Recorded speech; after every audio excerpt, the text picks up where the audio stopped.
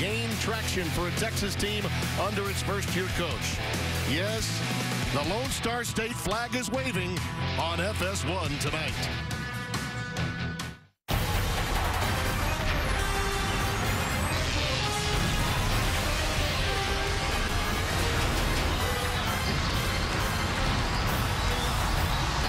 It's an old-school Southwest Conference showdown. Two teams that have a long, long history.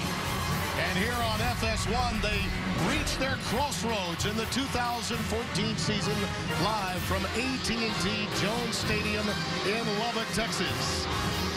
Yes, the Longhorns get it done with a salty defense and an offense that's trying to rely upon veterans at the running back position. As for Texas Tech, they counter with an air raid performance that equals their nickname. Tonight, Texas Tech at home trying to stop the bleeding in the Big 12 as they match wits with the Mighty Horns. Hello, everyone. Tim Brando, and by my side, the former all-time great quarterback at Notre Dame, Brady Quinn. If this defense that's been bleeding for Texas Tech is going to be reinvigorated, it's going to be through this high-octane offense of Cliff Kingsbury. Yeah, but it's going to be led by a first-time starter tonight, Patrick Mahomes. He's going to be in charge of this high-powered offense, but Cliff Kingsbury said this week he may have to slow it down at times to make sure that he's got the right communication and the right call. However, he will make sure to get the ball to Jakeem Grant, their standout player, as much as possible tonight. Texas may be 3-5, but no one in this city really cares. They just want to beat Texas. The Longhorns do have an outstanding defense. Their front seven may be as good as any quality elite team in the country. That's right. It starts up front with their front four defensive linemen, led by defensive tackle Malcolm Brown. He really sets the tone for their defense, getting penetration into the offensive line, and he's a huge mismatch for the Texas Tech offensive line tonight. We look forward to it. It should be an outstanding matchup. The crowd is sellout at Jones AT&T Stadium. And for the evening, the Red Raiders have the guns up and the red, white, and blue on their side.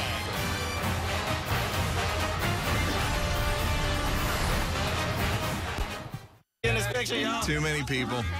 Too bouncy. It's probably too far away. But with the Note 4, you can always get the shot. Check it out. 8 times digital zoom catches every detail. Whoa. With optical image stabilization, you get it even in the bounciest castles. Isn't that amazing? And a front-facing camera so wide, you can selfie with, like, everyone. Do you think you can send that to Yeah, me? you gotta give me your number, though. Okay. The new Samsung Galaxy Note 4 with the best camera we've ever put on a smartphone. The next big thing is here. Hi, I'm Dom. What can I get you? I need 6 large pies pronto. Sounds like a party. Whoop, whoop. Introducing voice ordering on the Domino's app right now. Fox Sports College Football is presented by Kay Jewelers. A blustery evening in Lubbock, but then again, it's November 1st. What else is new, right? Along with Brady Quinn and Mike Barrera back in our studios. We'll be handling all the official circumstances that come up from time to time. Tim Brando, happy to have you with us. As you look at Charlie Strong in year 1, he tells his young players, you're at the University of Passing Through if you don't take advantage of your chance. And his record is 3-5, but it's only the beginning for him. For Cliff Kingsbury, he came out guns a-blazing with guns up a year ago. They did manage a bowl victory, have hit the skids somewhat defensively of late. But he does believe tonight they can turn it around at home against a rival like Texas. Rose is going to boot it away. Texas won the toss, deferred. So Texas Tech will get it to open this game. Jakeem Grant is back deep in single safety. Beautiful boot. And he'll take a knee. They'll open at the 25-yard line. So, Brady Quinn, give me 3 things we need to know when Texas Tech has the football. Well, Patrick Mahomes in his first start's got to take care of the football. They've thrown way too many interceptions this season, and if they want to win tonight, he's got to take care of the football. DeAndre Washington will be the guy that's going to carry the majority of the load tonight. They're going to take some of the pressure off of Patrick Mahomes by giving him the football early and often, and Quandre Diggs will have his hands full with some of these slot wide receivers. Jakeem Grant, in particular, is going to be a tough matchup. There you see Quandre Diggs, who's really the leader of that Texas secondary. DeAndre Washington is the lone setback. Now with some motion, they get two back there. And it's Washington taking it on the safety valve coming out of the backfield. He's ahead for maybe 2 yards and then pushed back. As you look at Mahomes, the freshman from White House High School in Texas, you used him primarily as a runner when Davis Webb was a part of this offense. So he has had some playing time, but this is his first ever start.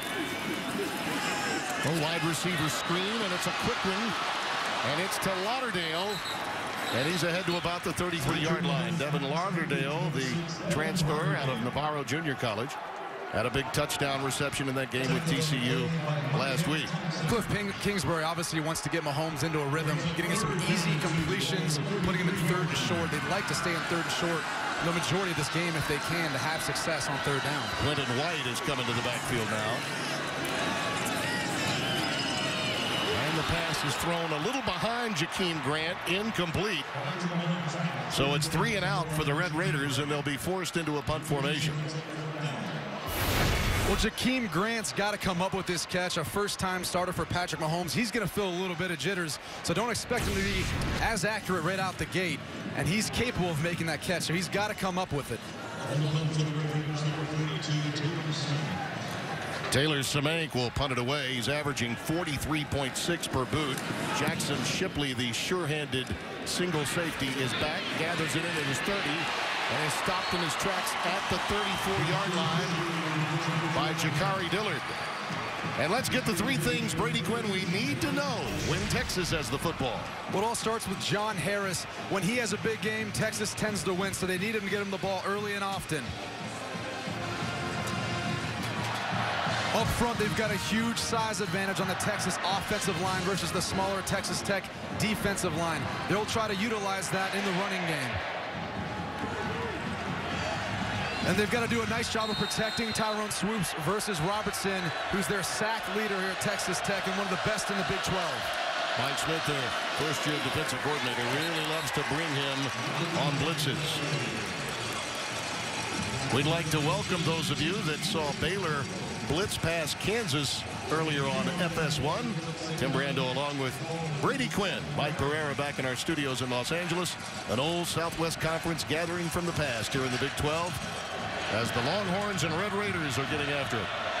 Texas Tech got it for 3 downs and out, and now the Longhorns with a 2nd and 8. Swoops flushed from the pocket. And will take himself out of bounds, wisely not choosing. That was a good coverage play by the perimeter of Texas Tech. You see the numbers on Swoops, and against lesser opponents, he's looked good. But then again, against really good ones, not so much. And really, the Texas coaching staff has been frustrated with his inconsistency. He's played well versus lesser opponents and hasn't played quite as well in the big games where they really needed him to. So he's going to have to put together a more consistent performance throughout the entire game tonight if they want to get a win. 3rd down and 13 from the 32-yard line of Texas. Here comes the pressure again up the middle. There's it out, and he finds his man, John Harris. And if they can get this guy unleashed, really good things will happen for Tyrone Swoops as the evening goes on. John Harris is going to be the inside receiver. He's going to run what looks to be a little out and up. Tyrone Swoops does a nice job of putting enough trajectory on the ball to allow Swoops to be able to run to it. Good start so far for the Texas offense, and great play by Tyrone Swoops and John Harris. 36 yards on the pickup. This is a very young Texas Tech secondary. Malcolm Brown and Jonathan Gray, twin backs with Swoops. The play fake and the streak pattern is thrown behind Marcus Johnson, number 7. He was there. Tim, it looked like he got tipped near the line of scrimmage. When I talked to defensive coordinator Mike Smith for Texas Tech, he expected them to want to run the football and then set up some play action shots downfield. That would have been a huge play had it not gotten tipped. It looked like a toy may have tipped that. Number 25, the linebacker. Malcolm Brown, the lone setback on 2nd and 10.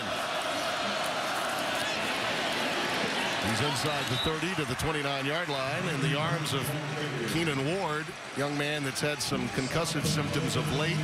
He's missed a lot of practice, but really one of their spearheads in the secondary. They need as much of his veteran leadership as possible, and he's only a sophomore. And he's one of the guys who communicates a lot of the blitz pressures they bring, especially on third down, like right now. So expect him to do something here to force Tyrone Swoopes to get the ball out quickly.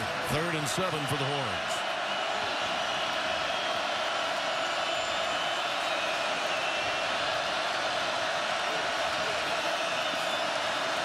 Swoopes in the pocket. That pass should have been caught. Marcus Johnson had it right on the number. There was closing pressure from the secondary. It may have bothered him a bit. J.J. Gaines, number 3, the junior from Irving, Texas, but this should have been caught. These are the plays you've got to come up with, and this is why Texas is 3-5 right now this season. A great ball by Tyrone Swoopes. Nice timing and accuracy. Johnson's got to come down with that catch. Russ will hold it for Nick Rose, who's 7 for 11 on the year. His longest is 45. This will be 1 yard deeper, 46 yards. And played the wind beautifully there. Here in the Lone Star State, the Texas Longhorns scratch first with 3 after a big 36-yard gain. One of these teams wants to go bowling. Well, tonight may be the difference in whether they do or not.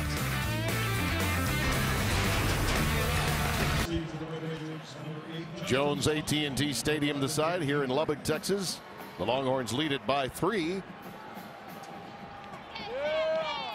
A lot more college football to come your way here on FS1 as the evening presses on, and we're happy to have you in the Lone Star State now.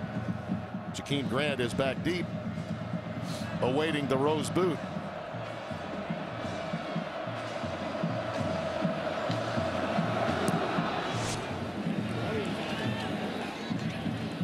The wind aided boot will take it right through the end zone. This is not the only couple of teams from the state of Texas out of the Big 12 that had action underway today. How about the Horned Frogs now with a victory on the final play of the game in Morgantown, West Virginia. Win it 31-30 today, and they set themselves up in a really good spot with regard to the college football playoff Final Four. Yeah, they're ranked 7th as of right now. You've got to think they've got the best opportunity of any Big 12 team to make it into the college playoff, especially the way that offense is playing right now. The issue, of course, may be with Baylor because the way Baylor came back to beat them with regard to the division. There may be some talk about a future playoff game within this conference if those two wind up knotted up. That pass is incomplete. It was intended for Ian Sadler, one of the 2 freshmen getting starts as wide receivers for Texas Tech. Very young football team, both offensively and defensively. DeAndre Washington carries off the left side. He's got great stop, start, and dart ability as a running back. And they rely on him in the running game to keep them within 3rd and short, 3rd and manageable distances. He does a nice job. People think Texas Tech is a pass-heavy team, but they still like to stay balanced. They still like to run the football, and he's a big part of that. Steve Edmond, the middle linebacker, made the tackle. 3rd down and 4. White is in motion. That pass in a tight window is caught. That's a first down at the 43. Bradley Marquez, the team captain, playing with some hurt ribs since that Kansas game, out for the first down. They play tempo at the 44. White remains the running back, and he'll take it ahead for a couple of yards. And going back to that last play, just a tremendous job of Mahomes stepping up in the pocket and avoiding a sack and be able to get the ball out. That's what he's going to have to do against this tough defensive line for Texas, especially when you've got big boys like Malcolm Brown in there moving those offensive linemen out of the way. The linebackers, they're deep at that position. This is a very salty front 7. DeAndre Washington back in the game. He tries the right side, the left side of the Texas defensive front. Gets ahead for about 3. Sean Hughes, number 40. Outstanding freshman coming along for Vance Bedford's defense. Made the stop. It's 3rd down and 5. Vance Bedford would like to bring more pressures on 3rd down, but Texas Tech plays so fast, it's hard to dial them up.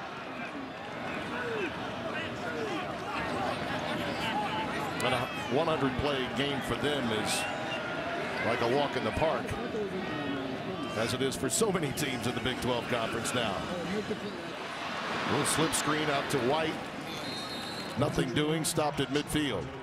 So about a yard, it'll be 4th down and another punt formation coming up. Hughes was there to make the stop for Texas. Cliff Kingsbury's really trying to get Patrick Mahomes into a rhythm. Being that he's played quarterback before, he understands how important it is for a quarterback to find his confidence early in the game. So he's given him simple reads and progressions, half-field reads, not putting too much on his plate. And so far, Mahomes is doing a nice job of controlling the football and possessing the football. Semank will get it off at about his 40. Jackson Shipley calls for a fair catch at the 7-yard line. Tyrone Swoops completed that 36-yarder to his favorite target, John Harris. And that set them up for a field goal to get the lead. We'll see him when we come back.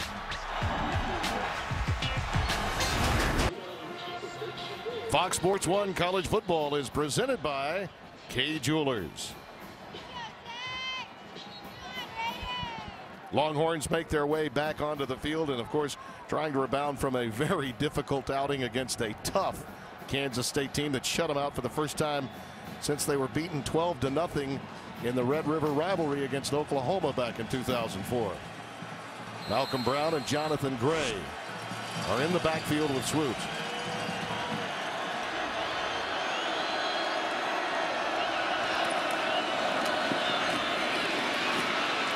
Why not run against Texas Tech? Jonathan Gray gets it out to the 14-yard line. That's a healthy gain of at least 7. Austin Stewart made the tackle. And you're already starting to see the offensive line for Texas begin to take over and create seams in the defensive line of Texas Tech. They've just got so much size and power over the smaller Texas Tech front. This is a Texas offensive line that's been bruised, battered, and beleaguered much of the season. They've started 5 different combinations in their offensive line. A lot of mixing and matching. And taking it off the left-hand side, Deontay Foreman, number 33. And they got help from the running back on the right side of your screen. He's going to help lead block and be able to clear out a hole for him. This way, Brown was able to hit the hole and accelerate through. Excuse me, Jonathan Gray was able to accelerate through the hole for the big gain, putting him in 3rd and short, where Texas has been much more successful this year, bringing it towards the top of the Big 12 in conversion rate. Malcolm Brown dots the I and takes it. And he stopped a yard shy of the 1st down. Jackson Richards, number 43, right in the middle of that, the senior from Southlake, Texas. Carroll High School making the play. And on that play, Texas Tech's defensive line's quickness beat the Texas offensive line to the punch. That'll be their advantage throughout the game, but we'll see how it lasts into the second half of this game. So on 4th down, William Russ will come in to boot it away. He had a difficult day against Kansas State with a couple of shanks, but he's got a big leg. And this is an example of it, backing up Cameron Batson all the way to the 35-yard line. So a quality boot from the senior from Shreveport's Evangel Christian Academy, netting 47 yards and no return. Red Raiders have it when we come back. Texas leads it by 3, but on the exchange of punts, this is the best opportunity that the Raiders have had. The Fox 4 is out every week, and the 2 of us are part of the 13-member panel. And that's the 4 we've got right now. A little bit of discussion, I'm sure, will ensue when time permits. Mahomes looking deep. Incomplete. It was intended for Bradley Marquez. He had to wait on it a little bit. Eccles did a nice job of getting back there to defend. He was sandwiched in there by Bryson Eccles as well as Michael Thompson. Okay, clearly the college football standings are out, and Alabama is not in the top 4. And I applaud the committee for looking at it that way in terms of head-to-head, at least early on. But we'll discuss that matter a bit more in a moment. There's a little quick slip screen caught by Reginald Davis, who's out for about 6 or 7. I was impressed with the way the committee handled the first standing. I was as well. I was a little bit confused because head-to-head play was one of the criteria they built in there. Yep. But they had TCU ahead of Baylor, who TCU had lost to earlier. So that didn't make quite as much sense. But besides that, they did a good job with the one-loss teams, which is the big discussion about the Fox 4 and really the playoff itself. Without question. Notre Dame did not get as much credit for their quality loss as other teams did for quality wins. I think quality losses will begin to matter as we get deeper into the process. 3rd down and 4. A quick curl out in front and caught to Brad Peterson, number 83. Another one of the many wide receivers. It's like a bus stop. They run them in and out and in and out in this air raid attack. And they do a great job of spreading the field, which when you play zone coverage like Texas did on the last snap, it creates holes and voids. Mahomes was able to find one there. From the 46, DeAndre Washington. Stopped by Hughes again. He gets about 4 on the play. You know, he was only carrying it about a dozen times at most the first 3 or 4 games. And then he had 3 100-plus yard performances, Washington, and started carrying it 20, 25 times a game. Well, he's one of the top running backs in the Big 12. And again, people think that this is a pass-heavy offense. They'd like to have balance just as much as anything else. He's replaced by White. And there's a quick up and out to Ian Sadler. The freshman from Argyle, Texas, has a first down. And they run just a little out route with the 2 outside wide receivers running what looks to be go routes, but instead they're actually really just waiting to block those defenders. So a nice job of, again, finding the holes in the zone offense and being able to give Mahomes simple, easy completions to get first downs. I think Charlie Strong is talking a little bit about timing and how much time his defense has to line up. And we do have a flag down. It came late. The flag came very late, and then the conversation with Charlie Strong and the referee ensued. Pass interference, offense. The ball was completed beyond the line of scrimmage. 15-yard penalty, first down. Greg Burks is our referee. And if you look at the top of your screen, these 2 wide receivers are going to run what looks like go routes, but really what they're doing is slowing up to then get in position to block the defensive backs. Good job by the officiating crew seeing it. They don't see it a lot of times. Look familiar, Golden Dome breath? It looked a little bit familiar to a play that maybe Notre Dame could have won the game for Notre Dame. Yeah, but look, Texas Tech does this all the time. Every team in the country does this, with maybe the exception of Navy running the option, but most teams do it. It's hard for officials to see, and they're able to have so much production out of it, and that's why they continue to run it. Defensive coaches have been bemoaning this happening for a long, long time. And I talked to defensive coordinator Vance Bedford for Texas, and I asked him if he was worried about it. And he told me, hey, that's nothing we can do about it. We've just got to play with good eye discipline and get off blocks when we can. There's Vance, a very busy guy with this football team that's been asked a lot to keep the scores as low as possible, where their offense is trying to get traction with swoops at quarterback. Mahomes with a pump fake goes screen to DeAndre Washington, and that thing had some possibilities, but it was well read. Texas recovered very quickly on the defensive side, and Michael Thompson had a lot to do with that. Number 2. And you're going to see a lot of screens from Texas Tech, not only to the wide receivers, but the running backs. It's a way to slow down the defensive line for Texas. And again, a way to get easy completions for Mahomes and get them into more third and manageable. Right here, though, 3rd long, tough to pick up in this situation. Trips wide receiver set to the top of your screen. They go underneath. Crossing route to Lauderdale. He gets it just a little past the original line of scrimmage to the 49-yard line before being pushed back by Steve Edmond. Texas just playing sound defense, again, with great eye discipline. They drop back into their zone coverage. They cover everything deep and make sure that there's a completion in front of them, that they come up and make the tackle and rally to the football. Nice job by the Texas defense. Well, for Samang, this is he's getting a workout. They're not accustomed to punting this much in one quarter. It's 4th down and 8. They generally go for it a lot on 4th down 2 in this offense. Shipley with a fair catch at the 15-yard line. So they're playing field position, which is quite uncommon. Texas Tech wanted to turn this into a pinball match, but right now the Horns have control and the ball when we come back. Coming up next, our full day of college football concludes as the 17th ranked Utes of Utah square off against the 14th ranked Arizona State Sun Devils. Coverage continues next right here on Fox Sports 1 and Fox Sports Go. Joe Davis, along with Joey Harrington and Chris Budden, will be on hand for that. Should be a lot of fun as you look at the Pac-12 South standings. And yes, Arizona State, Arizona, Utah, it is jumbled.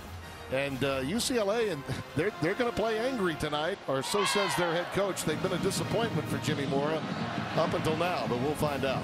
They have. It's fun seeing some different teams at the top of that Pac-12 South right now, and just all the parity really amongst the Pac-12, which looks to be maybe the strongest overall conference in the country. If Utah can get some quality quarterback play from Travis Wilson, they're going to be a difficult out. The rest of their game is really strong.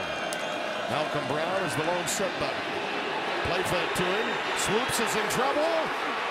Lost the football, and it's recovered in the end zone for a touchdown. Brandon Jackson's got it.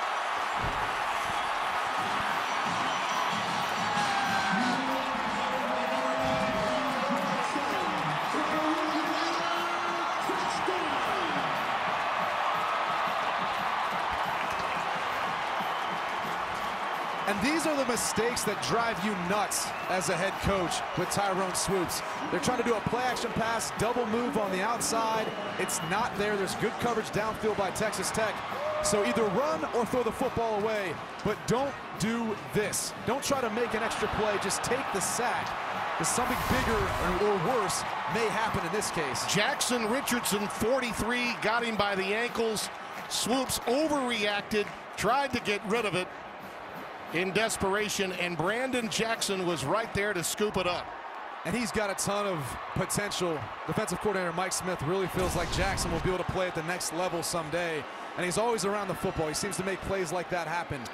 Charlie Strong seen this play out a few times before. Now the look of disgust. His team has played so well. They've really defended Texas Tech well. And the upright, unkind to Ryan Buston. Missing the extra point. And that's going to take a little bit of momentum out of it, but here's the fumble again. Nice job by Brandon Jackson rallying to the football, and in this case, getting his hands on it and making a play for the touchdown. Richards again was the guy that caused the fumble. It was a high snap, by the way, which I think definitely impacted the hook from Buston. I don't know, on Sam, the extra point. On a PAT, you've got to be able to adjust and make those as a kicker. Again, another reason why these teams are both 3 and 5.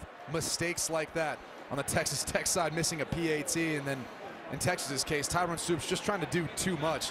And believe me, being the quarterback at a high-profile school like Texas or somewhere else, you feel the pressure when you're not getting the wins you need to get, and you feel the pressure when to make an extra play.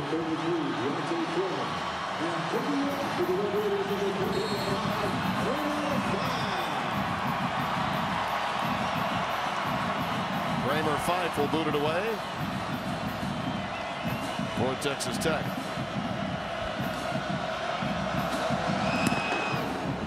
Amani Foreman is back deep, and he will think better of it. And let's go back now to Los Angeles for a game break. It's a Lowe's Never Stop Improving game break with Greg Wolf. That one being tabbed in the aftermath of the first college football playoff standings, a Novemberfest eliminator game. Well, yeah, that SEC West Division, the best in all of college football. Unfortunately, those teams are just going to continue to beat up on each other. With whoever they end up sending to the SEC champion being the best of them all and having the best opportunity to get in. But a lot of people think that division itself could possibly get 2 into the college playoff. Well, it'll be hard if everyone's got 2 losses. And Georgia just got their second earlier today in an upset win for Florida at the cocktail party, of the game they used to call a cocktail party. Jonathan Gray, the receiver, on that pass from Swoops, who was rolling out. They tried to get him away from some of that pressure that comes. And they gain 8 on the play. It'll be 2nd down and 2. Tyrone Swoops takes a little shot at the end of the play, but he's a big, tough kid. He's taken a bunch of hits throughout this season with the musical chairs the offensive line has had to play so far. That was Michael Alway that got down there low, the linebacker. It's moved in for McGovern. It's one of the big hitters for this team that's out injured for the third straight game. Gray wrapped up behind the line of scrimmage. Alway and Fehoko collaborate, 52 and 18 respectively. A nice job by the Texas Tech defense, stringing out the play, not allowing them to create a seam in the defense. And it's what they call setting an edge, not allowing the running back to get outside, forcing them back inside to your buddies who can help you out and make a tackle. Well, this place is hopping, isn't it? It is, and this is not the situation Texas wants to be in. They're last in the Big 12 trying to convert distances on third down from really 3+ yards. They haven't gone to the tight end as yet. Check out John Harris in the slot here. Perfect call. Incomplete. Alway again was there to defend against John Harris. Micah Alway right where he needed to be. And they'd like to get the ball to John Harris again. He's the spark plug for this team in the 3 wins that they've had so far this year. They're going to try to move him around and get him the football. Here he's in the slot running a simple slant route. And the ball's a little high, but he's got to make that catch. Those are the tough catches you got to come up with, especially on third down. William Russ will boot it away. Cameron Batson is back deep. And the freshman from Oklahoma City comes up on this one. Tries to communicate to get everybody away. And it will roll dead inside the 35-yard line of Texas Tech.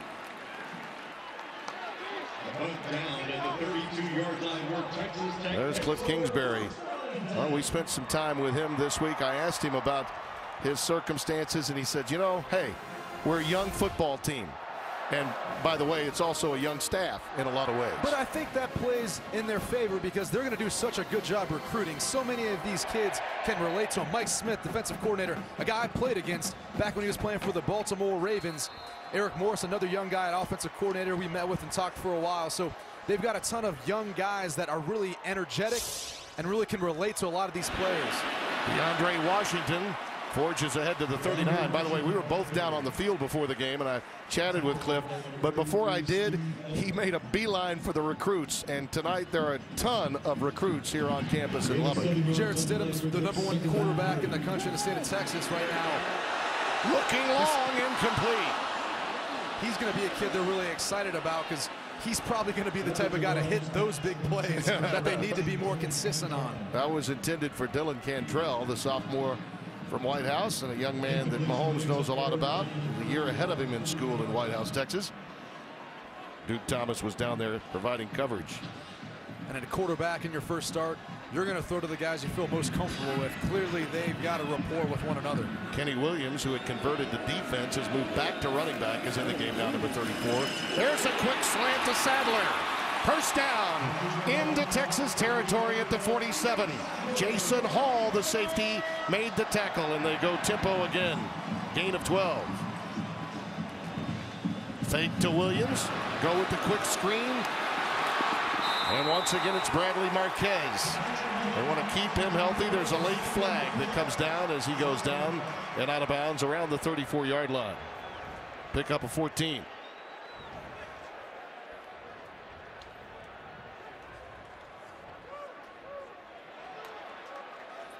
We await the word from Greg Burks, our white hat tonight. Personal foul, late hit out of bounds, number 31. 15-yard penalty, first down.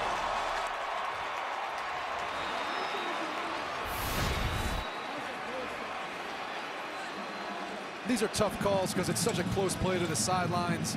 Obviously, the Texas defense is trying to limit whatever yardage they can, and Marquez is racing up the sidelines. That was a little ticky-tack to me. Yeah, I don't know if I agree with that call. My friend in basketball, Bill Raftery, would have called that a nickel dimer. Flag comes down again as Mahomes is wrapped up inside the 20 at the 19-yard line. This looks to be a holding call. Texas brought a blitz there, and unfortunately there weren't many running lanes, so the offensive line for Texas Tech tried to create one on their own.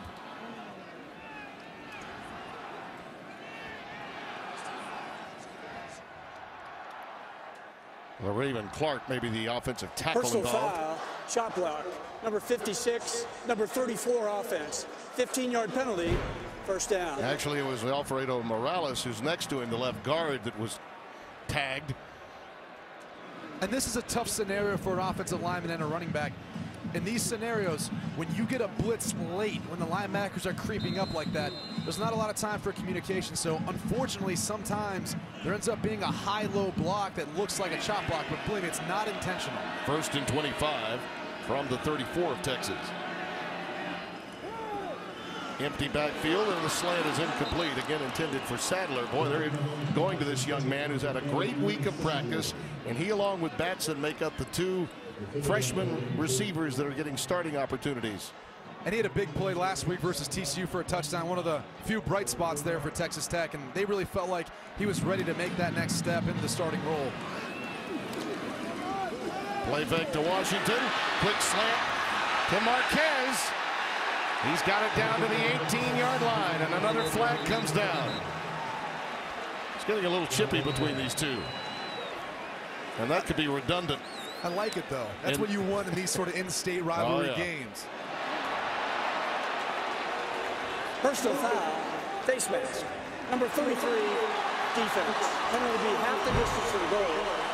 First down. That goes against Edmond, the senior leader in the middle of that defense. They've been putting Bradley Marquez in the slot mostly, but for this game, they wanted to put him more outside. They liked his ability in the passing game to be able to try to get downfield for some big plays. Right there, Marquez coming in with a big catch and run.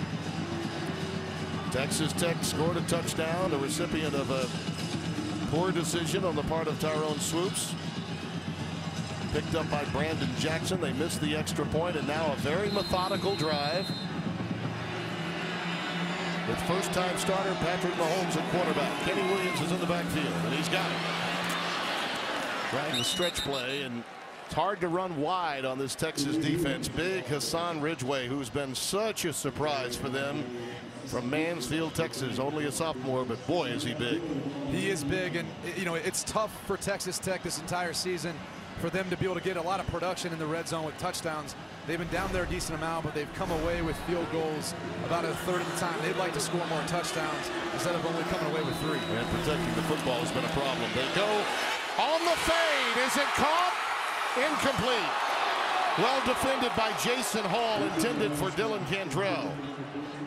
Boy, he had a step, had to wait on it a bit. This is just an outstanding defensive play. It is, and it's an outstanding defensive play. Is getting his hands up late, and that's what they talk about as a defensive back. They want you to shoot your hands at the very last second to get in the way of the wide receiver so he can't see the ball and he can't secure the catch. Oh, that's the way they teach you in the secondary. Williams remains the lone setback. They go with a bubble at the top. Trip set. Mahomes, he can run. This time, unable to hide, and it's Edmond that makes the play. And they'll be forced into a field goal situation. And Steve Edmonds, the guy who's going to have to stay at home for this Texas defense. They know that Patrick Mahomes can run outside the pocket, so he does a nice job of playing his part and being there in case he does. Buston is 7 of 8 in field goals and had been 141 of 143 before he missed that last PAT. This is a 29-yarder for the left-footed kicker. Ooh, that one hooked, and it's no good. Ouch. Now the confidence has really been shaken for the southpaw footer here at Texas Tech. It looks like my golf game right now, Sammy. He's got a little bit of a case of the hooks here. So much of the kicking game is mental, especially when you miss a PAT, something that pretty much everyone expects you to make. Now it's all in his head. I'm sure he's not doing anything too drastically different than he's done before. Hey, this is a young man that only needed 2 field goals to break the school's all-time career record. So he's very accomplished, but that is but a distant memory, that stat, at this stage. But they're going to need him, especially if this game stays as close as it is right now. They're going to need him at the end of this game, so he's got to find a way of mentally flushing that out of his mind and moving on.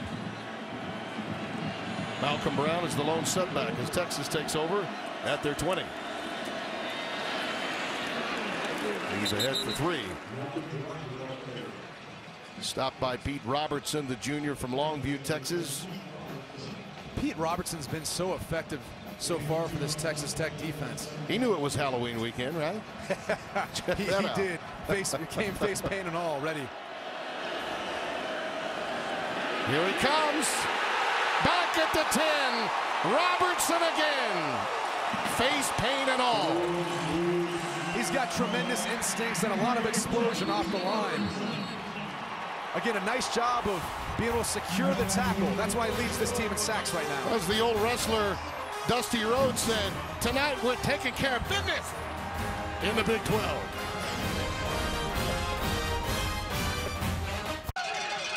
We welcome you back at 6-3 Texas Tech as we open the second quarter with Brady Quinn, Tim Brando, and the Texas Tech defense is really stepping up tonight. Yeah, what was thought to be a weak point in their team after that big beating they took last week with TCU now seems to be their strength, really keeping them in this game, generating 6 points with the fumble recovery for a touchdown and really putting them in great field position so far in the game. Pass is caught. It's over the middle for Harris. Gets them some field position there. Keenan Ward made the tackle. The offensive line for Texas giving a nice clean pocket for Tyrone Swoops, who throws a laser into John Harris for the big play.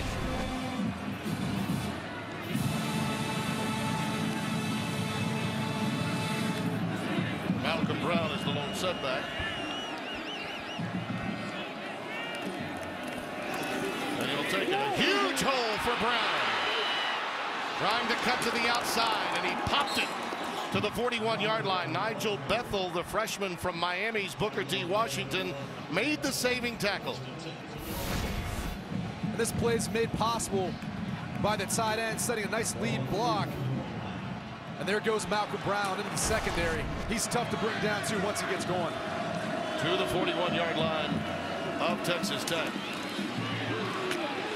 Brown again forges ahead on the read by Swoops. A good one inside the 35 to the 33. J.J. Gaines makes the stop. This offense plays with so much more confidence when Tyrone Swoops is able to get going into the passing game, hitting some of these bigger chunks downfield. Even the running game seems to have a better effect on defenses. Almost always, too. It's after John Harris makes a catch. Just amazing. Navigating again, Brown has a first down. Inside the 30 to the 26. Micah Alway again making the stop. He's had a good start tonight. And Texas picking up their tempo as well on offense and allowing the physicality of their offensive line to dominate the line of scrimmage on this drive. Jackson Shipley is in the slot to the bottom of your screen. And they go Brown with a stretch play. This time a negligible gain, if any at all. Alway again with a stop. He'll stop him really at the line of scrimmage, so no gain. So far, Texas doing what we expected. They're going to try to run the football, try to take some of the pressure off Tyrone Swoops, and then again try to get some of those big chunks in the play action pass. Right up the middle to Jonathan Gray.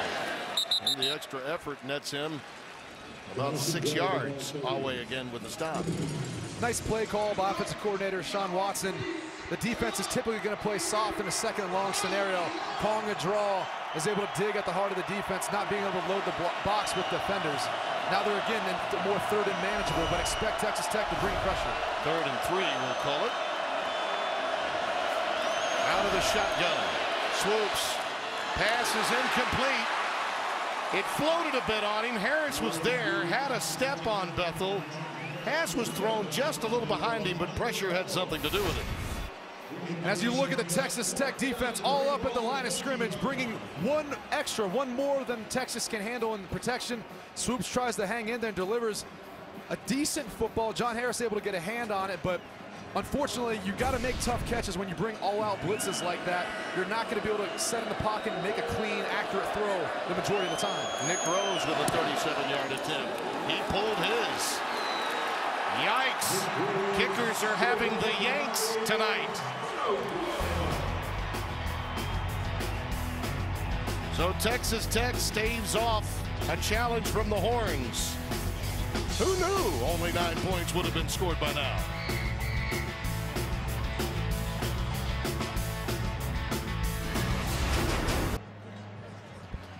Fox Sports 1 College Football is presented by Kay Jewelers. Along with Brady Quinn and Mike Pereira, back in our Los Angeles studios, Tim Brando. Happy to have you with us. We had another missed field goal in this game. We've got a missed extra point and 2 missed field goals cumulatively in this game. Now impacting both teams. Patrick Mahomes getting his first ever start out of the shotgun with an empty backfield, going for the home run, and it was almost there for Jakeem Grant. We're talking about good field goal kickers too. Buston, that was only his 3rd miss in his career with an extra point. They'd only missed 1 field goal, and then Rose the same thing. And all these are makeable. You know, it wasn't as if they're kicking a 50-plus yard field goal. Not a given in the college game. Bradley Marquez missed his opportunity, and it'll be Texas Tech has had a number of drops so far tonight. Patrick Mahomes has done a nice job of putting balls within the wide receiver's catch radius. And really, these guys got to do a better job of helping him out with the injury to Davis Webb. That's 4 drops so far on the day.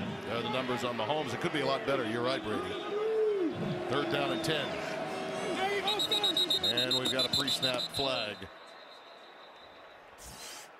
May have had a false start. False start. Number 6, offense. 5-yard penalty, 3rd down. So Devin Lauderdale is guilty that time. There you see those passes that have been dropped. Everyone's gotten in on the act. And Mahomes is 12 of 19 on the night. Yeah. He really could be extremely efficient at 16 for 19. A lot of those balls were very catchable. No question. Texas gets the pressure with only 3 being brought. He dumps it underneath to Bradley Marquez. And he gets out to about the 22-yard line before being knocked out of bounds. I can't say enough, though, about Patrick Mahomes and how he's playing so far. He's just doing a nice job of possessing the football. He's not forcing things, and he's giving his team the opportunity or preserving the right to punt. You go back to earlier in the game when Tyrone Swoops tried to make a play, and all of a sudden he fumbles the football and ends up a touchdown for Texas Tech. That's really the difference in this game right now, and that's why Patrick Mahomes is playing a better game than Tyrone Swoops. Jackson Shipley awaits. Snake's boot is high, and a fair catch called for at the 37-yard line. You could say they don't like one another very much.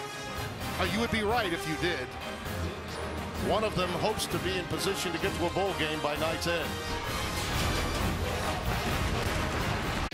Okay, so 6-3 score. Lubbock's most famous son, the legendary Reich pioneer Buddy Holly, who was born here in 1936, along with his band, the Crickets. Holly was one of the most influential early rock and roll stars, despite releasing only 3 albums before his death in the plane crash that also claimed Richie Valens and the Big Bopper. Lubbock is now home to the Buddy Holly Center, a Buddy Holly statue and a street and park that also bear his name.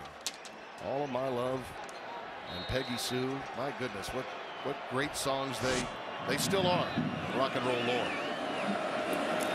Jonathan Gray, the lone setback, and he'll make the adjustment. They had plugged up the middle very well, and Brandon Jackson, who has the lone touchdown of the night on the fumble recovery from Swoops, makes the stop. A nice job by Brandon Jackson, being able to set the edge. He keeps contained, and then once he tries to run outside, he secures the tackle for loss. That's where this defensive line has been so effective. To be able to get penetration on offenses. Little shovel pass this time to Gray. Gets out to the 38-yard line.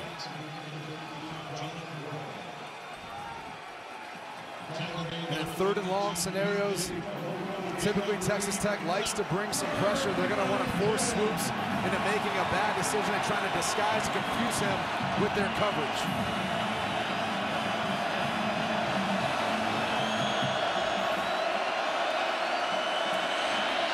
Goes underneath. Marcus Johnson's got it well short of the first down at the 40 on a check down pass. Nigel Bethel making the tackle. This is an inspired defensive football team. Defensive coordinator Mike Smith, as you mentioned, who took over for Mike Wallerstadt, who resigned for personal reasons 3 games into the season, has got to be proud of the way his team has responded. There he is.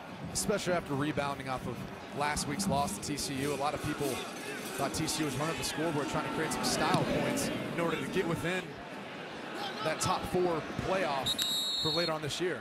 Batson with the fair catch, and they'll have the ball at the 11-yard line.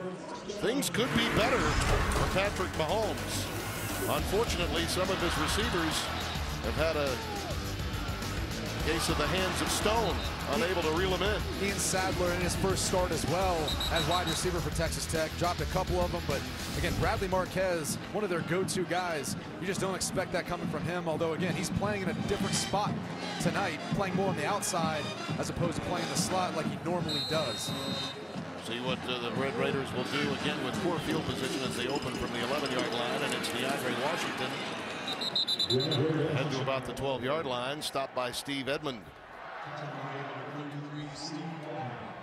Defensive coordinator Vance Bedford talked about putting an extra guy in the box to account for the run. They really wanted to make Patrick Mahomes beat them in the passing game in order to win tonight. So far, they've been successful at stopping Texas Tech's running game. See what he's done lately. He's really been a go-to guy for them.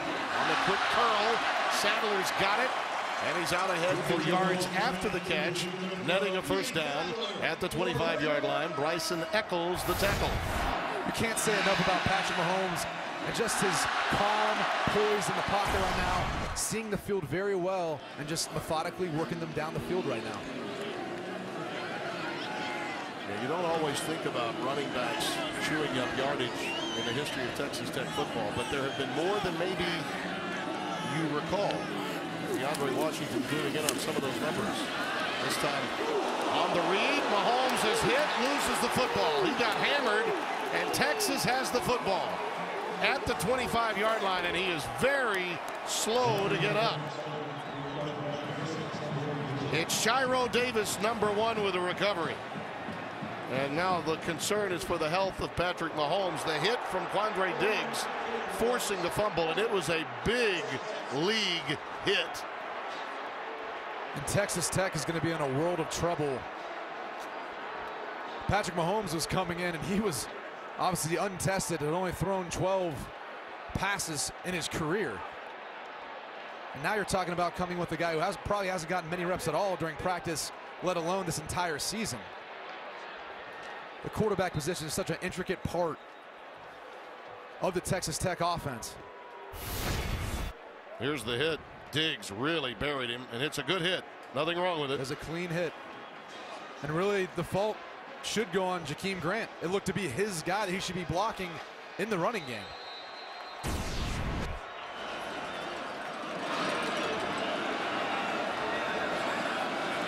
On first down, Brown all the way down to the 15-yard line. J.J. Gaines makes the stop, and it's a first down. Well, you have to wonder about the psyche of Texas Tech now if Mahomes can't go. Clearly, Webb is not available to you, and Testaverde has never thrown a pass, and they may have to turn to him. You can feel the momentum changing in this second quarter so far. Texas now controlling the tempo of the game.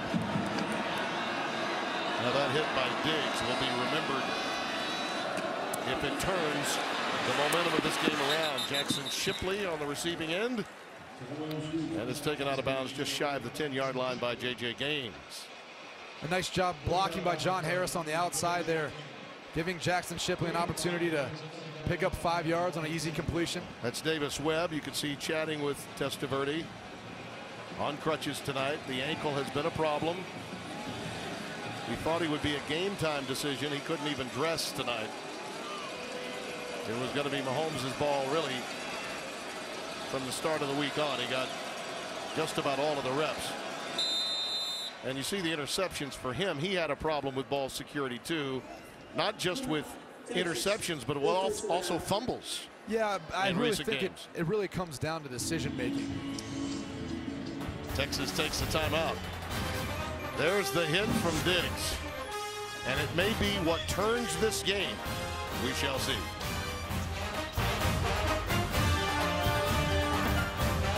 Really?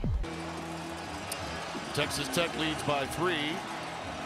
Diggs made the hit, Shiro Davis the recovery, and since then Texas has picked up 1 first down and is looking at a 2nd down and 6 here. Brown has the first down. Now they can just line up and play the power game that they want against this much smaller defensive front for Texas Tech. And Texas likes that diamond formation out of the shotgun. They feel like they're able to get a look that they can anticipate the blocking scheme for. And then they can just use their physicality and power to shove it down their throat against Texas Tech. Della Torre is coming to the game, an extra fullback. And they just power it again with Malcolm Brown down to about the 2. Pushed back from that point. I'd like to see him throw a fade to John Harris if they get an opportunity to put him in the game. But down here, they also like to utilize their tight ends. You see McFarland coming in the game right now. Not a good time for Robertson to lose his helmet and have to come out of the game. No. No. But Texas Tech is bringing some of the bigger guys up front, trying to beef up their defensive line to stop the run. Again, Texas likes to utilize their tight ends down here with play action pass.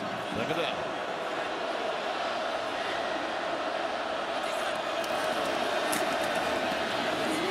Weaving his way into the end zone. Touchdown, Malcolm Brown. Dust himself off and start all over again. And no need to throw the football when you can physically dominate a team like Texas is doing right now. Just a physical run by Malcolm Brown, finishing off Justice Nelson into the end zone for the touchdown. William Russ is in for the extra point.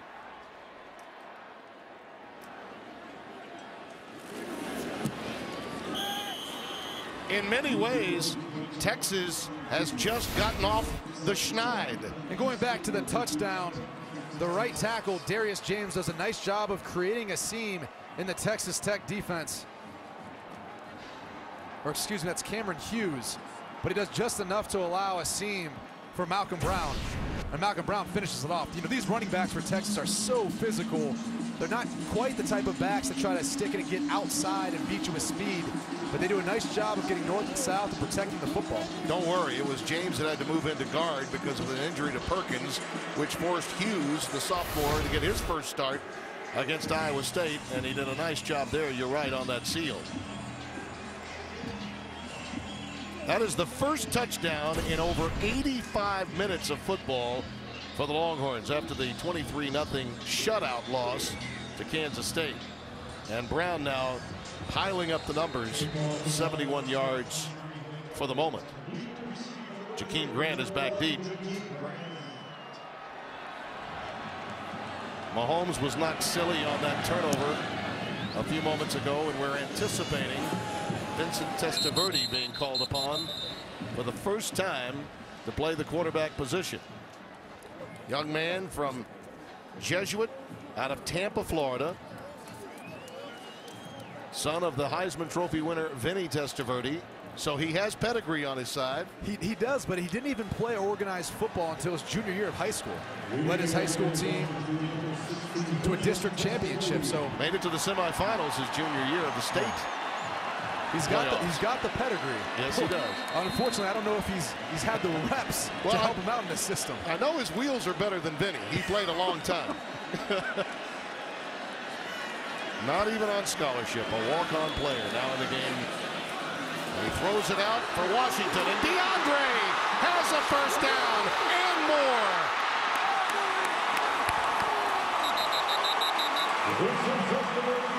Well, in the stat books, Vinny Testaverde's son is going to look awfully good on pass number 1. Very efficient so far. But again, give him credit. He gave him a ball where he could catch and run with it. And that's one of the most important things on one of those swing screens like they ran right there. Yeah, we got a flag down too.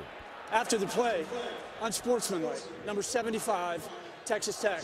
That's his first unsportsmanlike foul. Jared Castor, and boy, you talk about the air coming out of the balloon. No reason for that. 15-yard penalty, first down. Texas Tech needed to play a mistake-free football game with Patrick Mahomes at quarterback. And now an unnecessary penalty like this doesn't help. Yeah, no reason for it. There's no reason. And it happened right where the play was. You have to know that. From the 47, though, it is a first down. Washington, what a step! What a dead leg move he gave! First down at the 35. Watch that first move. The left leg, then the quick dart back the right way. Haynes with a stop. That's a first down. What's this? They call it a jump cut, Tim. Oh, man, and that was DeAndre smooth. Washington is one of the best in the Big 12 at doing it, and that's what makes him so effective. And while he leads the Big 12 in average per carry right now, 5.6 yards a carry. I'm sure that'll only go up as this night goes on. Old-timers would call it the dead leg. There's Washington again, but you're right. Those quick, short, choppy steps, right? Usually the guys that are 5'9", 5'10" specialize in it. Yeah, the shorter guys, they're a little bit more shifty. They can kind of duck and hide behind sometimes those bigger offensive linemen, and it makes them, again, a little quicker to be able to hit the hole and accelerate. And believe me, they're going to lean on their running game for the rest of this game in order to give Testaverde some help. Yeah, the game plan changed when Vincent Testaverde, the walk-on, was forced into action with the injury to Mahomes. Quentin White stopped at about the line of scrimmage. Nothing doing there. May have lost a half yard. Malcolm Brown, number 90, the Malcolm on defense from Brenham, Texas. One thing you'll notice is the Texas Tech offense is going to slow down significantly. They're not going to be quite as fast-paced with an inexperienced guy in there. They want to make sure they communicate and get the right call to everyone on the offense. Justin Stockton has checked in the game now. Number 8. Out route. And the connection is there to Jakeem Grant. And he knows what to do with it. Inside the 20 to the 18-yard line. Testaverde, in what's to be his second pass of the game, looks cool and calm. Hey, 2 for 2, baby. Right? Not too shabby. DeAndre Washington remains in the backfield. Shotgun with a power set. Pass is incomplete on the slant, intended for Cantrell. And you're going to see tight coverage on the Texas Tech wide receivers from here on out. Texas is going to make sure they try to challenge them. Given the fact that you've got an inexperienced quarterback, they're going to force him to try to beat him throwing the football in tighter windows. This is more of a passing formation here on 2nd and long. Trip set to the bottom of your screen. And it's the wide receiver screen to Bradley Marquez. Texas Tech likes to utilize these outside wide receiver screens. They're easy completions. They're able to get their wide receivers running upfield. And what they like to do later on in the game is play off of those. Fake the screen and then hit a big shot downfield. Look for that later in the game. Well, with a 3rd and 7 here, they've got to work to one of their go-to guys, either Jakeem Grant or Bradley Marquez. We'll call it 3rd and 8 officially. DeAndre Washington is in the backfield.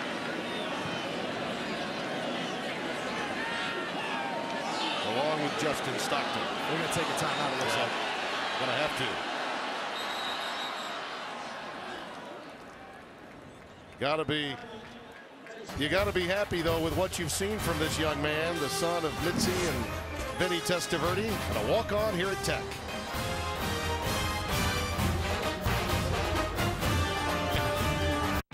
Thank you. And the cannibalizing of the SEC West has only just begun. Check out Bradley Marquez down at the bottom of your screen. Check out the penalty. I believe that upset he may be referring to as in the East. Number 75, offense. 5-yard penalty, 3rd down. Castor really crushing them right now. Let's take a look at drive. So let's take a look at the Ford stats comparison in this game, and obviously the numbers may change as a result of the quarterback situation. Yeah, but even surprising, you'd think they would want to be a little more balanced running the football coming into this game with Mahomes being so inexperienced. 3rd down and 13. 1986 Heisman Trophy winner Vinny Testaverde's son, a walk-on here, getting his first playing time, and they go with the delayed draw to Washington. Look at him go! Dragging horns with him. 1st down and goal.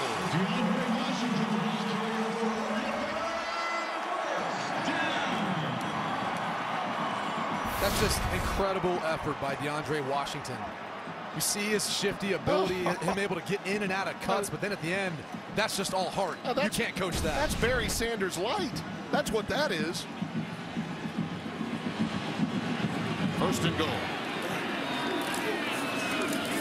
Williams. Kenny Williams. Right to the doorstep. Did he get in? Did he get in? Touchdown. Kenny Williams, the ball carrier for Raiders.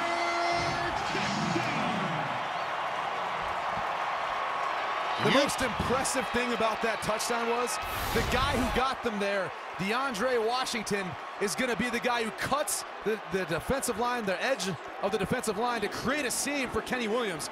Just so unselfish, and a great play, finishing off the run with the help of his offensive line. Yeah, he took down Hughes. Washington went right after 40, the linebacker who was coming in. Ryan Buston for the extra point. You don't think this team didn't respond to Testaverde having to walk on as a walk-on in this situation? Well, I think the team realizes that they've got to rise up around, whether it was Patrick Mahomes or Testaverde in this case. Whenever you have an injury at quarterback, you know, everyone else has to play better around you in order to help you out, and that's what this team's done so far. DeAndre Washington right now being that guy. And Kenny Williams, you know, both these guys, both running backs, you can't say enough about their leadership ability and their work ethic. I mean, Kenny Williams played somewhat linebacker as well for Texas Tech, and then also coming over doing some running back duty for them. So both these guys, just leaders and guys you can't find enough of on the team. The extra point is good. Mission control, we have contact. A kick has been made in Lubbock, Texas. And the Red Raiders now lead 13-10. Look at that. You know, he looks a lot like Vinny. Little longer locks, I'd say. He's got that flow that Vinny used to have. I still remember growing up watching Vinny in Cleveland. Here's how old I am, okay? My first game on another cable network was with Vinny Testaverde at quarterback for the Miami Hurricanes. Well, coming up on AT&T at the half, Rob Stone, Joel Klatt, and Dave Weinstadt. And a significant SEC upset, and there could be more in the making on this first night of November as the conversation piece in this dawning of a new era, the college football playoff era, is underway. This has been a fun game. It has. And I anticipate it's going to continue to go back and forth as both teams battle for momentum.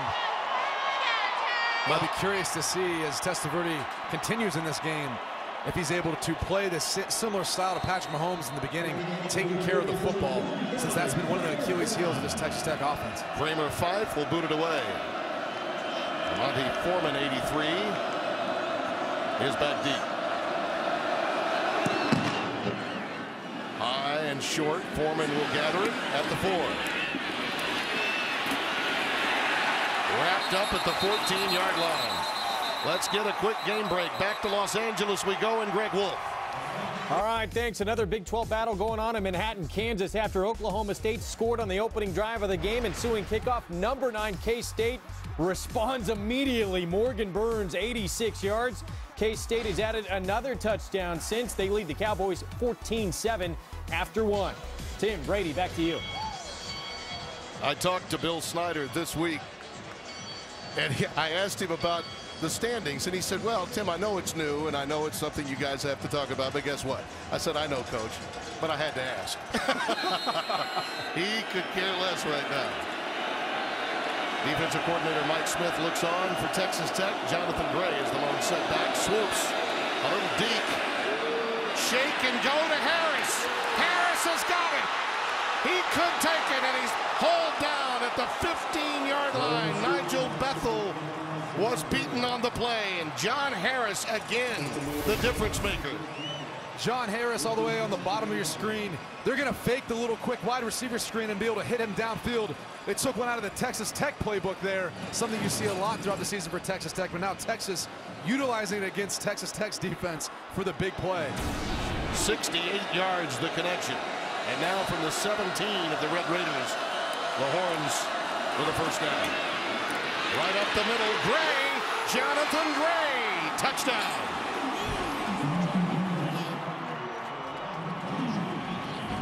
How's that for an answer?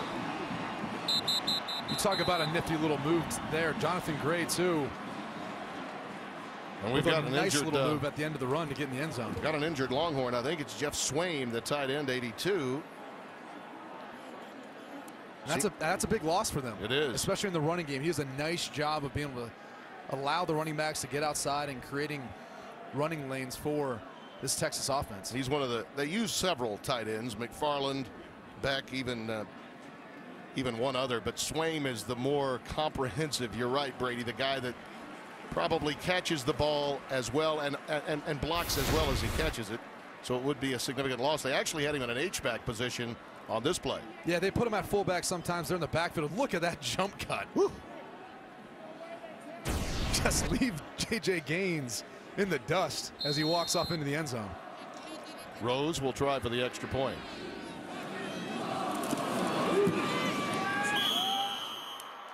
That makes it a 4-point play.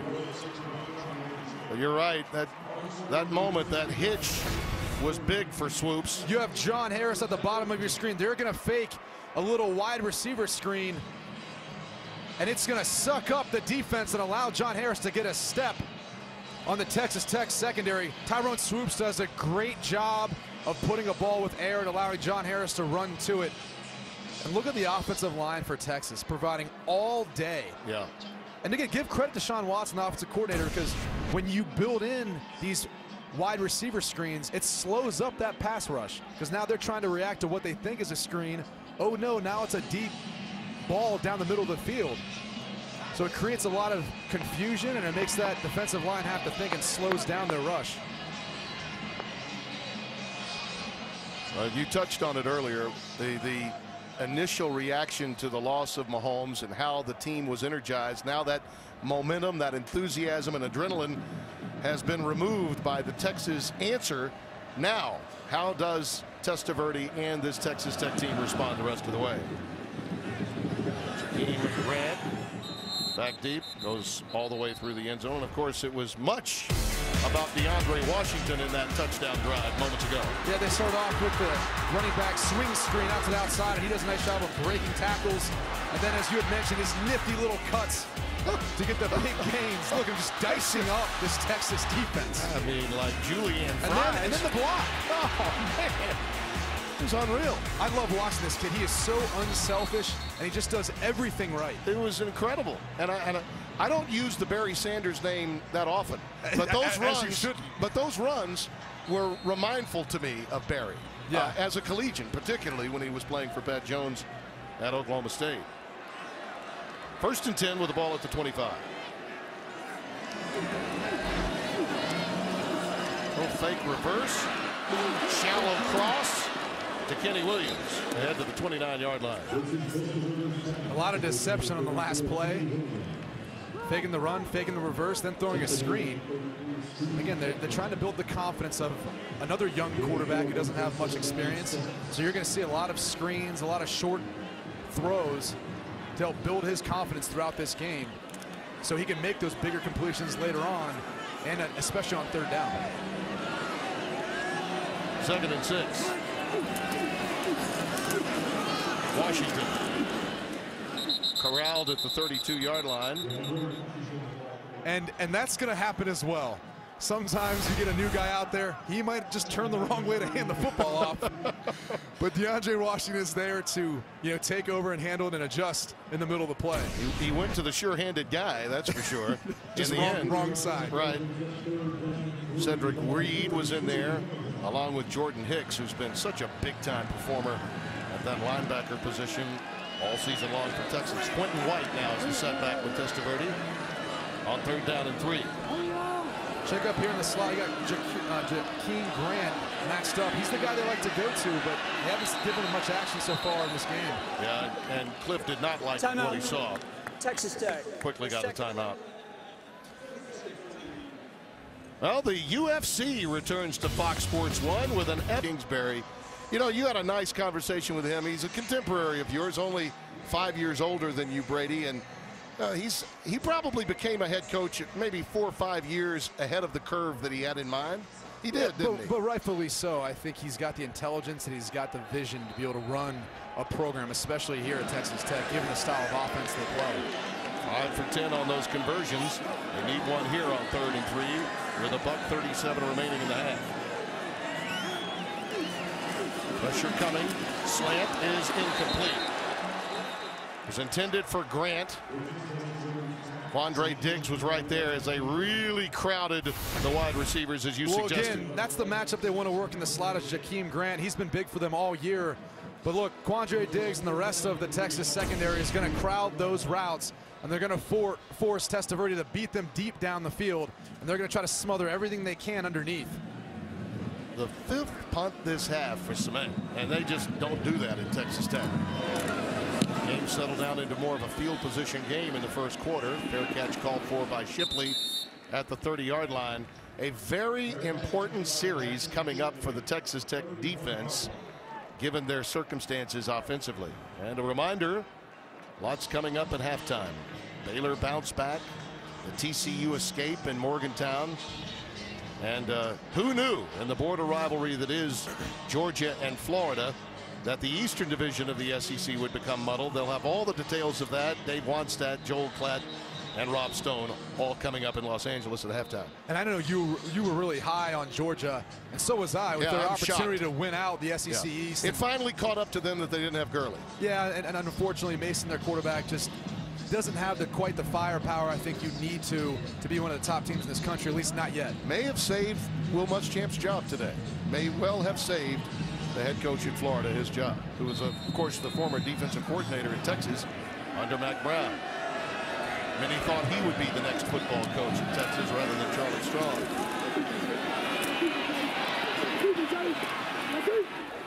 Going deep into the depth chart with running backs, that's Johnson, 23, who's played both wide receiver and running back. And he's a speedster, so whenever he's in the game, you can look for them to try to get him the ball, either outside on a quick screen or a reverse like that. Now they line him up at wide receiver. Malcolm Brown, the lone setback.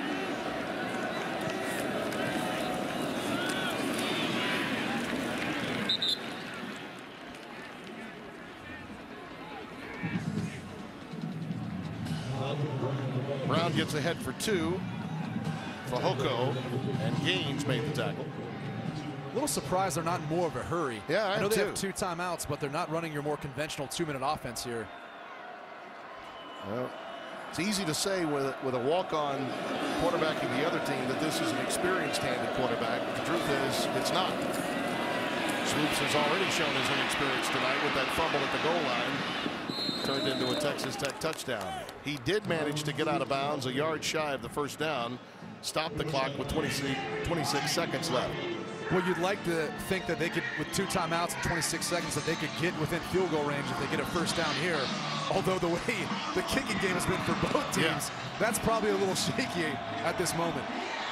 Yeah, the kicking game has been a twilight zone for both teams tonight so far, and could be in the heads of the head coaches down the stretch, both Charlie and Cliff Kingsbury.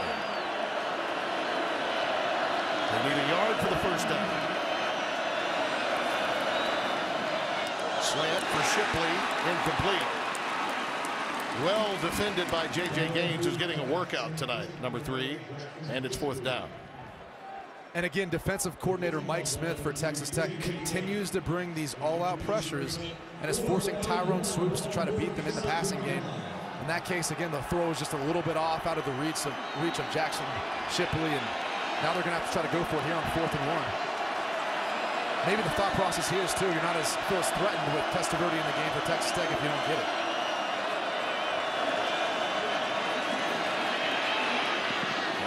Not only did they not get it, they threw a pass that's incomplete, and Swoops is slow to get up. Backside pressure coming from Awe. And Awe does a nice job of being able to get it with speed up top and then close back around in time to affect Tyrone Swoops' throw. That was a strange offensive sequence, period. They didn't appear to be in a hurry, and then they suddenly got in a hurry, which leaves Texas Tech time for a home run ball or 2. Yeah, I was surprised they were as conservative and chose that route in that drive, given their 2 timeouts and the momentum they'd kind of gained with their last drive. So, again, a little bit surprised. Maybe they're trying to limit Tyrone Swoops having a bad play like we saw earlier in the game with that sack fumble that ended up being a touchdown for Texas Tech. Yeah, I realize this quarterback's not on scholarship, but it's not as if they don't have playmakers out there. Yeah, Washington takes it ahead. Justin Stockton, who's just into the game, following him. They had for about 2, maybe 1, and that's it. They'll think better of it, and we'll head to the break. What an entertaining first half it's been here in Lubbock, Texas. Brady Quinn and I having a heck of a time. Coming up after this break, we'll send you back to Los Angeles and Rob Stone for the AT&T halftime.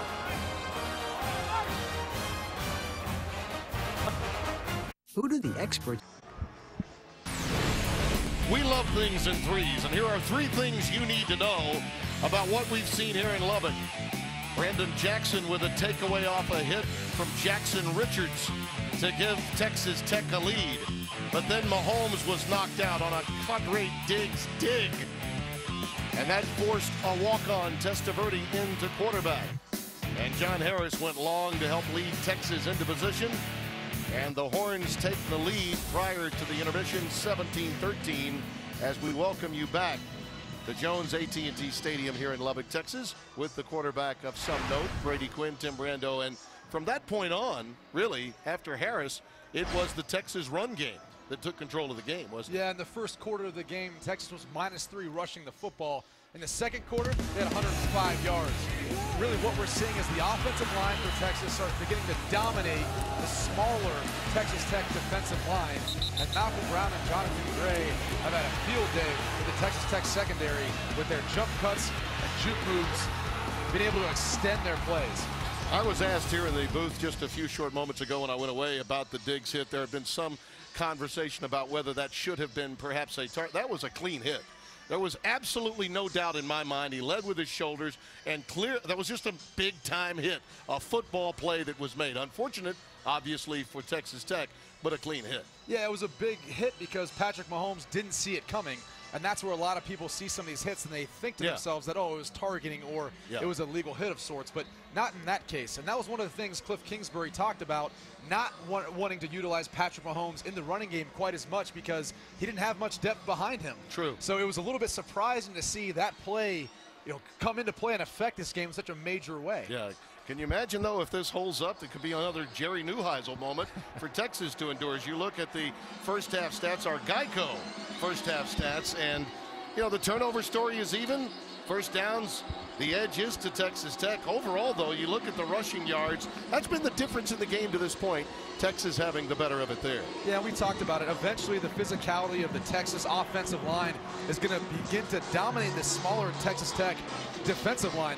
And really, with Tyrone Swoops being somewhat inconsistent throughout this year, Charlie Strong wanted to rely more on the running game instead of putting more pressure on Tyrone Swoops. And it has helped because it's opened up some of the play-action pass downfield for John Harris, who, again, we see having a big game. And guess what? Texas is in the lead. He's the guy who leads this offense as far as there being their spark plug. Going back to what Sean Watson told us, though, their offensive coordinator, good things happen once Harris is involved for Tyrone Swoops. His confidence picks up exponentially. Fife booting it away as Texas will get it to open. And the flag comes down as it goes out of bounds. And Texas will get quality field position as a result. Well, the kicking game has really hurt Texas Tech so far in this game. Obviously with a kickoff Only there. the kick out of bounds. Kicking team. Ball will be placed 30 yards from the kick. First down. Take a look at the Big 12 standings, and either one of these teams would just love to get a win so they can become bowl eligible. You see how top heavy the Big 12 conference really is. Even with the loss today, you can't rule out West Virginia. So many teams have to go into their place, including Kansas State, on Fox Sports 1 on Thursday night, November the 20th.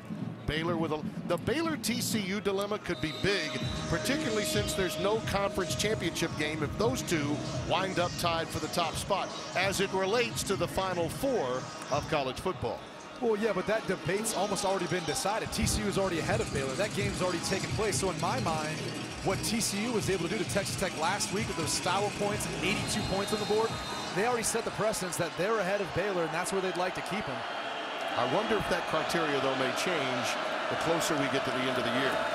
Malcolm Brown is in the backfield. He takes it right up the gut to open the half for a couple of yards. Well, I don't see the case for it to change if, again, things stay status quo. Both Baylor and TCU. But one criteria, you got to remember this, though, one criteria that has not been, you look at the numbers on swoops, conference championship criteria will not be felt until the end of the year. That part of the equation we won't know about until that final poll. It obviously affects the Big 12 since they don't have a championship. That's right. On 2nd and 8, Brown beyond the 40-yard line. Stopped by B.J. Fehoko, young man that transferred over from Utah as a senior grad student to be his only season at Texas Tech, really helping them stabilize the middle of their defense. Texas picking up the pace here with their no huddle on 3rd and short.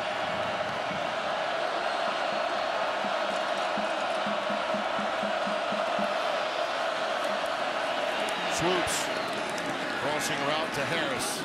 Little slant. He got drilled at Swoops upon releasing the football. Pressure from the middle, Jackson Richards. Tyrone Swoops has had to play tough tonight. Texas Tech wanted to get a bunch of pressure on him, hit him, and try to affect the pocket. And they've done that so far, but Tyrone Swoops has done a nice job of standing tall and delivering catchable balls to his wide receivers. Quick pitch to Brown. Cuts it back inside and is undercut at the 48-yard line by Austin Stewart. Texas has been effective running the football because they've been able to get an edge. Meaning they've been able to set an edge and then create a seam for their running backs once they get outside. That's why they've been so potent in this running game so far in the 2nd quarter onward. Bootleg action on 2nd and 6. Swoops will keep it. Wide open spaces for Tyrone.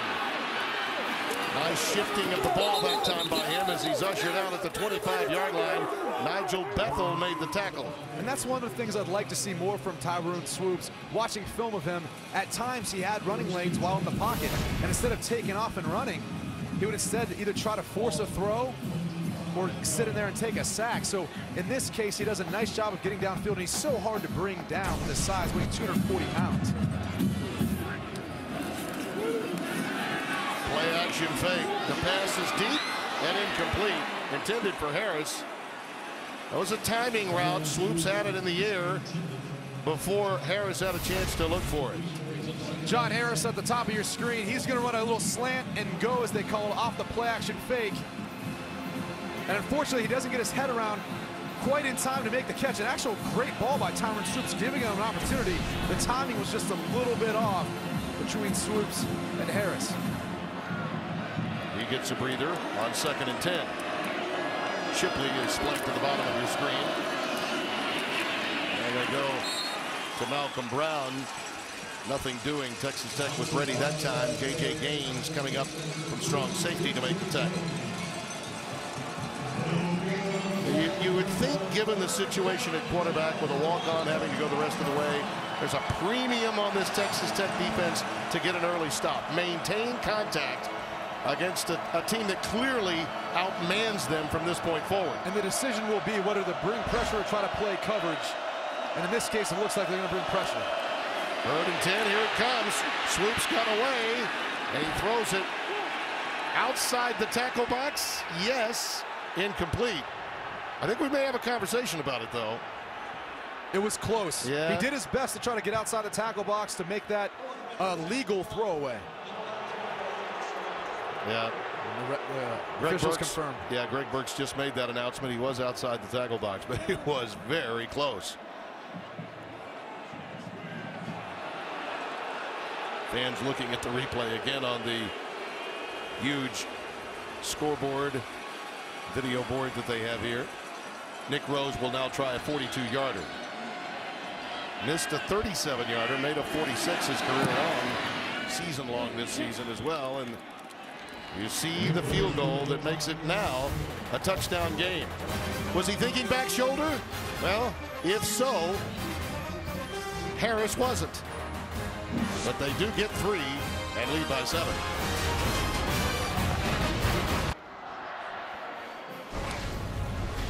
Fox Sports 1 college football is presented by Kay Jewelers. A little Halloween artifact with the mascot champion. Tim Brando along with Brady Quinn and Mike Pereira back in our studios in Los Angeles. We're at Jones AT&T Stadium in Lubbock, where the Longhorns, looking for their 4th win of the year, lead it by 7, 20-13. Reginald Davis is back deep, the sophomore from Tenaha, Texas. Cliff Kingsbury trying to figure out how to go about things with a walk-on quarterback that he never expected to take a snap tonight. Davis, Webb out, and Patrick Mahomes now out as well. Davis from 2 yards deep will bring it out. Just shy of the 20 at the 19-yard line. Last week, there were interceptions, there were fumbles, and there was also this for Davis Webb. That would lead him to being in a boot for much of the week and on crutches today. For Patrick Mahomes,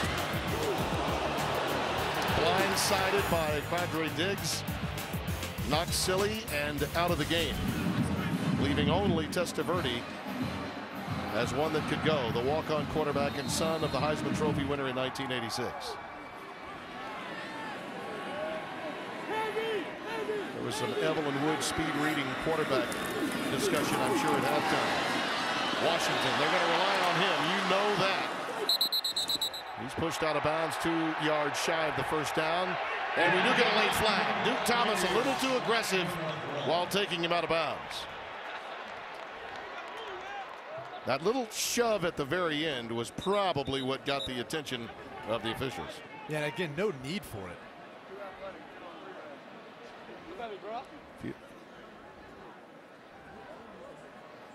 Maybe this discussion is about a stiff arm that was up in the face mask too. So let's see. I guarantee you, if this penalty is against Washington, there are going to be real issues with this partisan crowd.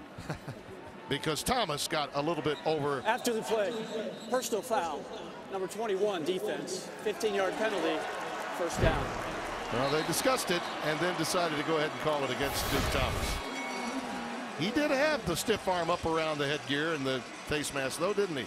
He did, and really, no reason to continue to shove him out of bounds, especially being that far away from the field of play. I thought for a second they might go with personal fouls both ways. I really did, after looking at the replay. That play was made possible by DeAndre Washington basically beating Steve Edmond at linebacker, outside. Steve Edmond was responsible for setting the edge, but the speed of DeAndre Washington is what allowed that play to be possible.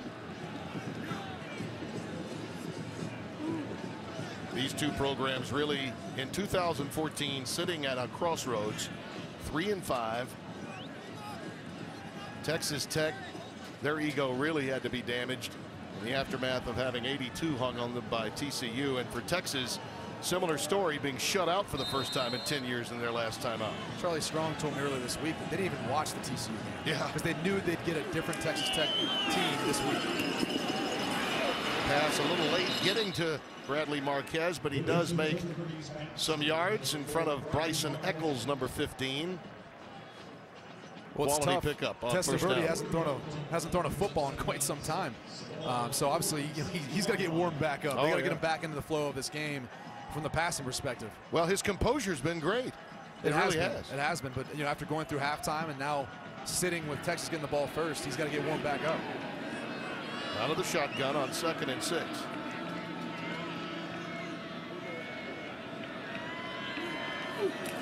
Here comes pressure off the edge, and they run the right play with it.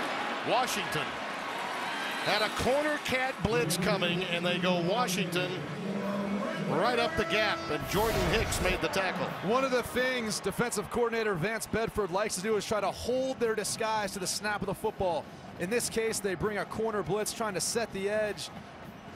But Texas Tech does a nice job of seeing it at the last minute and adjusting, and DeAndre Washington's able to get upfield for the first down.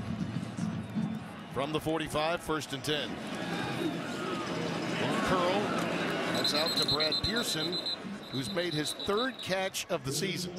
They're going, because of some of the injuries that they've had, players that are nicked up, several young guys have been getting a lot of playing time, Pearson being one of them. A gain of 3, 2nd down and 7 coming up. And this is a great opportunity for a lot of young players on this team to gain some experience, and it may not help them this year, but it will in the years to come. And that's what Texas Tech fans have to keep in mind. They've They've recruited well, and they've got another great class coming. There you see a beautiful move. Lauderdale, I think he, for a moment, was late getting it, and then the stutter step and cutback enabled him to pick up 3 or 4 yards when it looked like it was going to be stoned near the line of scrimmage. This is the down and distance Cliff Kingsbury would like to be in, especially with an inexperienced quarterback like Testaverde. He's been looking for matchups on the inside, whether that's with Ian Sadler in the slot or at the top of your screen with Bradley Marquez. Washington is very, very close. Maybe a half yard to a yard shy. Steve Edmond made the stop. Now, most of the time, this would be a gimme. You definitely go on 4th down in this offense most of the time. Most of the time. But maybe not tonight. And one thing they do take into account is the fact that they've been running the football so well, but Texas realizes this. They're going to stack the box, and they're probably going to put pressure on Testaverde to beat him in the passing game. Well, you really can't expect your defense to come back on the field again so quickly and hold Texas down. So they want to keep the football. It's 4th and 1. Oh, it's bootleg action. They're going to throw deep, and it's incomplete. Boy, they decided to go on the bootleg to Tyler Scalzi, who is normally a linebacker coming out of a tight end position. Oh, he thought he had it too. The initial play fake. It's still an air raid, even with a walk-on at quarterback. We're going to look at that last 4th and 1 play for Texas Tech. This is going to be a little misdirection bootleg that Texas Tech attempts to run. And the tough thing about this play call for me is look how much space he has open. He's got to get the ball up sooner, but the problem is Testaverde has 0 experience running this sort of play. Yeah. This is a special design play that really your starter only gets to use and practice throughout the offseason and even into the season. And it's just a tough play call to put Testaverde in, being that this is his first action ever in a collegiate game. And they were using a seldom used tight end in that position to try to make the catch too, Scalzi. Yeah, and again, I'd rather work to my go-to guys, right. Jakeem Grant. You know you're going to get man-to-man coverage. Work that matchup, something that Testaverde would feel more comfortable with. Gray with the run, stopped by Michael Awe. Gain of a yard, so it's 2nd down and 9. See if this Texas Tech defense, which has been so active tonight, putting pressure on Tyrone Swoops, can rise up again in the aftermath of their offense losing the ball on downs. Play fake. Swoops stepping up. Dumps it underneath on his check down to M.J. McFarland, the tight end. Tyrone Swoops. He's got the ball to midfield. B.J. Fehoko makes the stop. And that's going to be a great one coming up next. Joe Davis, Joey Harrington, Chris Button will have it. Arizona State and Utah. Pivotal matchup in the Pac-12 South immediately following our game.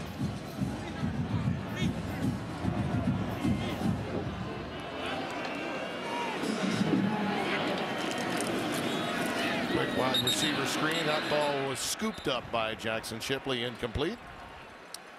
It'll be 2nd and 10. Well, that was probably his worst throw there, but going back to that last play, Tyrone Swoops does a nice job of getting outside the pocket and finding the open man, something that he really hasn't done consistently this year. And again, it's night and day when he gets John Harris going in the passing game. Tyrone Swoops' confidence throughout the game, being able to keep his eyes downfield, making better decisions, reads, and even throws.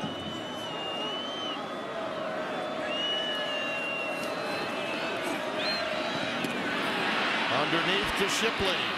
He's got it to the 35. Oh, the ball's loose. The ball is loose. And I don't believe he was on the ground when it came free. The Red Raiders say they have it. This will be ruled a fumble. The Red Raiders have it. How about this Texas Tech defense? Justin Nelson plays and stops time after time. Jackson Shipley just trying to get an extra yard there, trying to make a little play, but doesn't secure the football first. The hit came from 15. Keenan Ward. Yep, Ward, who's such a veteran. J.J. Gaines also involved, and then it was Justin Nelson, 31, the sophomore from Mesquite, Texas, taking it away from the normally sure-handed and always responsible Jackson Shipley. You don't see that very often. And that's unfortunate. It was one of the best drives Tyrone Swoops has put together so far tonight. And a nice read, nice completion, and it ends in a fumble.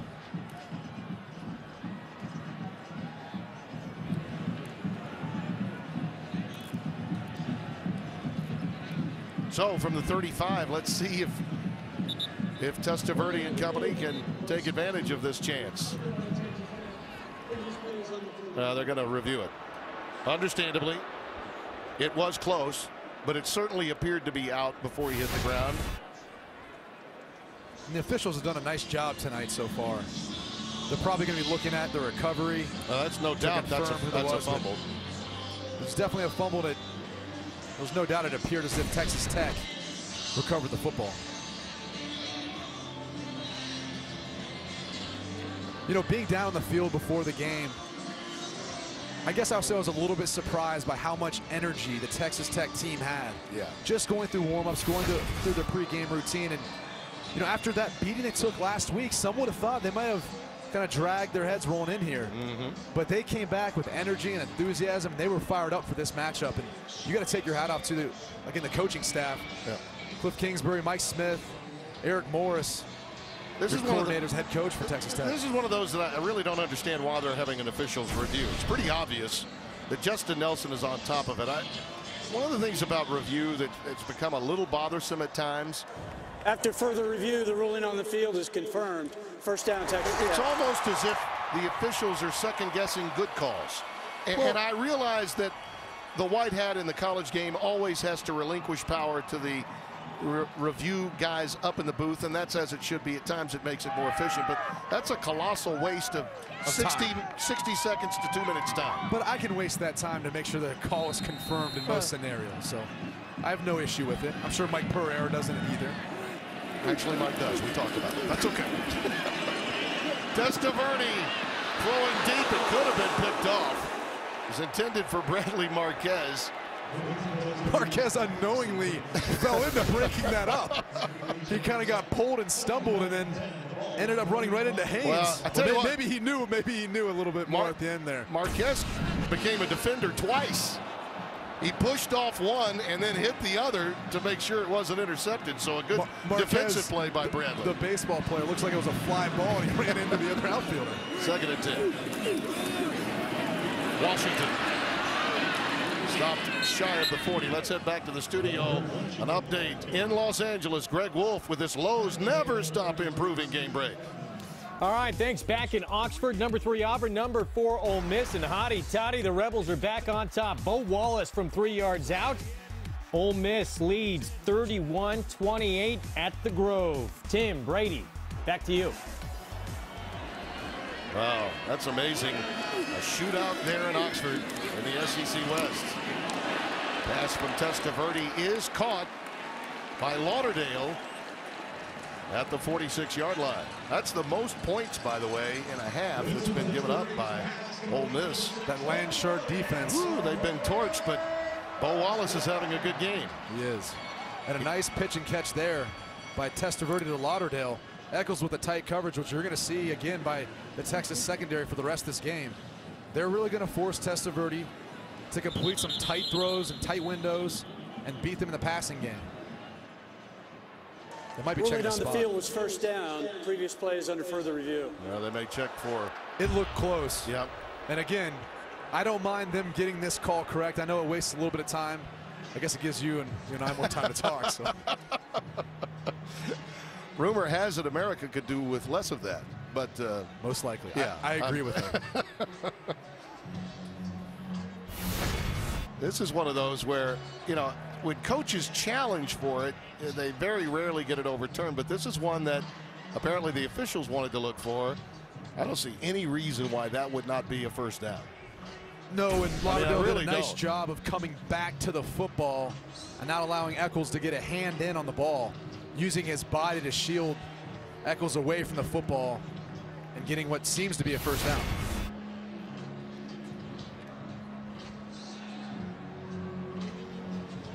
Boy, that looks very similar to a Vinny Testaverde pass right there. Doesn't it? It really does. I think we have Mike Pereira hooked up in Los Angeles. Maybe he would like to weigh in on the circumstances here. We've had a couple of stoppages, Mike, and you and I had this discussion last week about times when we review and we don't necessarily need to review. Well, you know, I just hate to argue with Brady Quinn anymore, you know, but I'm taking your stance. I can see why we have a review here. But the other one, I mean, it's, you know, I think everybody just has to take a step back, relax, and see all the right information, you know, and then go ahead and review it if they don't. The ruling on the field stands. First down. In both cases, Mike, what they initially saw to be accurate was confirmed, and I'm okay with it. But I think in the ever-growing time concerns that we have in college football, maybe the discretion of the White Hats should be given greater consideration. Yeah, and I agree with you. And the one thing they are doing is staying with the calls made on the field, which I think is good, because remember, in order to reverse it in college, it has to be beyond the shadow of a doubt. DeAndre Washington carries it ahead. Again, darting in traffic with people around him.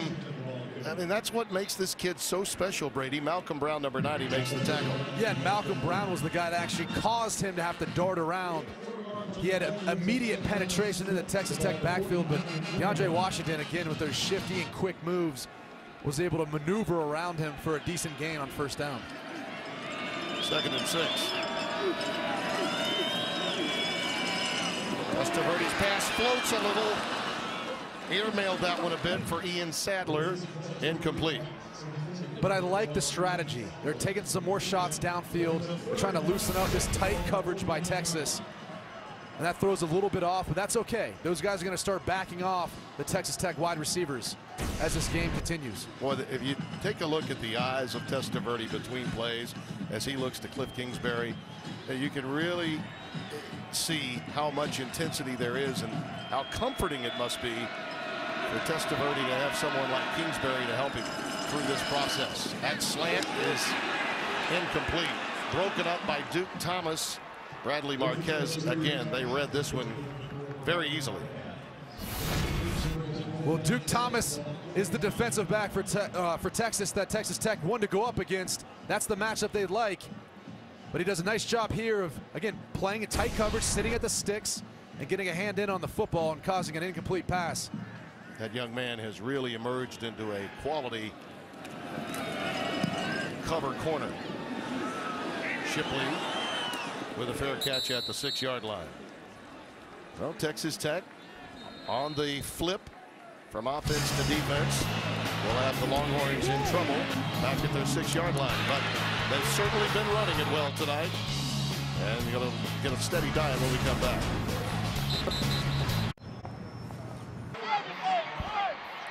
Fox Sports 1 College Football is presented by Kay Jewelers. We are at Jones AT&T Stadium in Lubbock, Texas, along with Brady Quinn, Mike Pereira's best friend. Have you guys had some problem in Los Angeles when you've been in there? Some drama that I need to know about? Tim. Oh, it's these pick plays. Oh, okay. They're just not being officiated consistently, in my opinion. Each conference tends to look at them differently.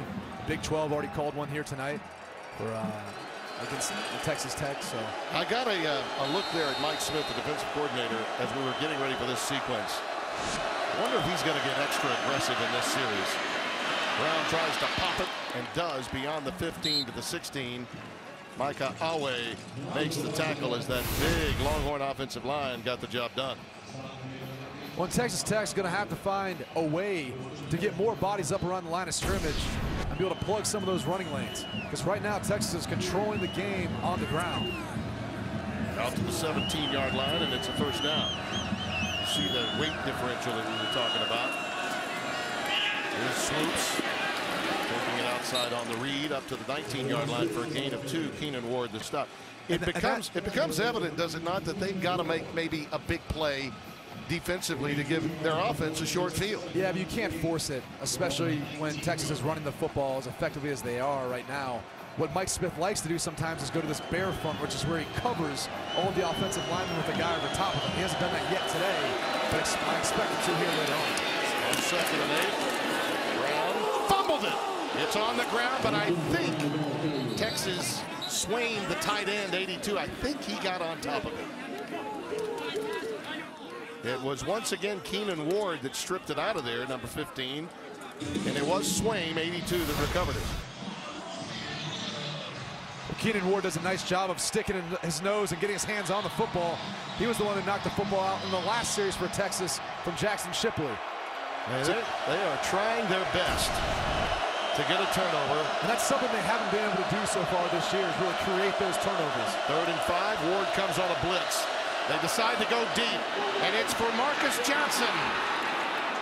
Incomplete. They're ruling it incomplete. Field judge says the ball hit the ground. Nigel Bethel was down there with him. Now that freshman from Miami is only starting his 4th game tonight, and he just made a great play in man coverage. And he's got a ton of potential. Out of Booker T. Washington down in Miami, he's extremely talented and fast, has that recovery speed you need as a defensive back.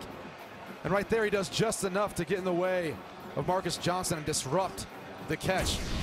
Good protection on the part of Texas offensive line there. Texas Tech brought a blitz. Tyrone Swoops stood tall in the pocket and delivered a ball. You'd like it to be a little bit more to the outside and upfield, but still a very catchable ball. That was a heck of a sequence for the Texas Tech defense, don't you think? It was. Again, defensive coordinator Mike Smith's got to be happy with the production they've had so far today, even getting some points off a fumble recovery. Cameron Batson is back deep. That's a beautiful punt from Russ. Batson looking down the sidelines and gets it beyond the 35 to the 38-yard line. Russ may have out-kicked his coverage that time. We'll be back.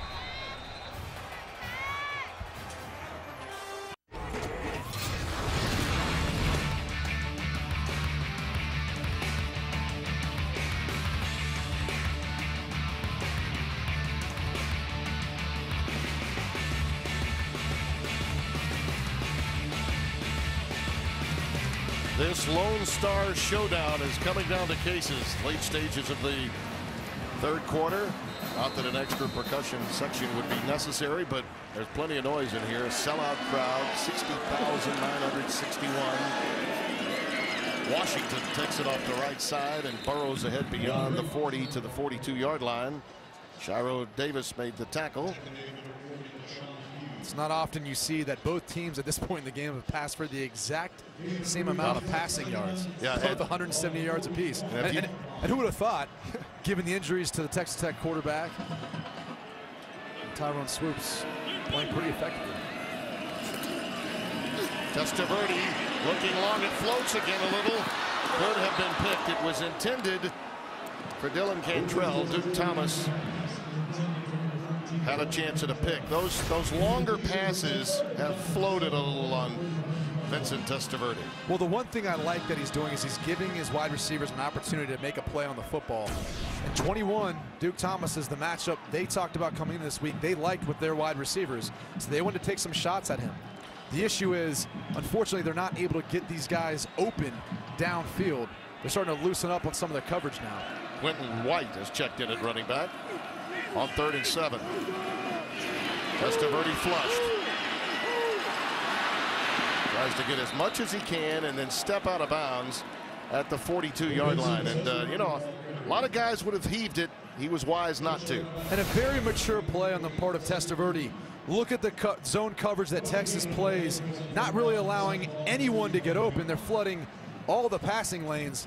And Testaverde, instead of forcing something, does the right thing once he gets outside the pocket and tries to get what he can and preserve his right to punt, not forcing anything or creating a turnover. Zanank will boot it away. End over end to Shipley. And he's wrapped down inside the 15-yard line. Great coverage by Texas Tech. Let's get a game break in Los Angeles.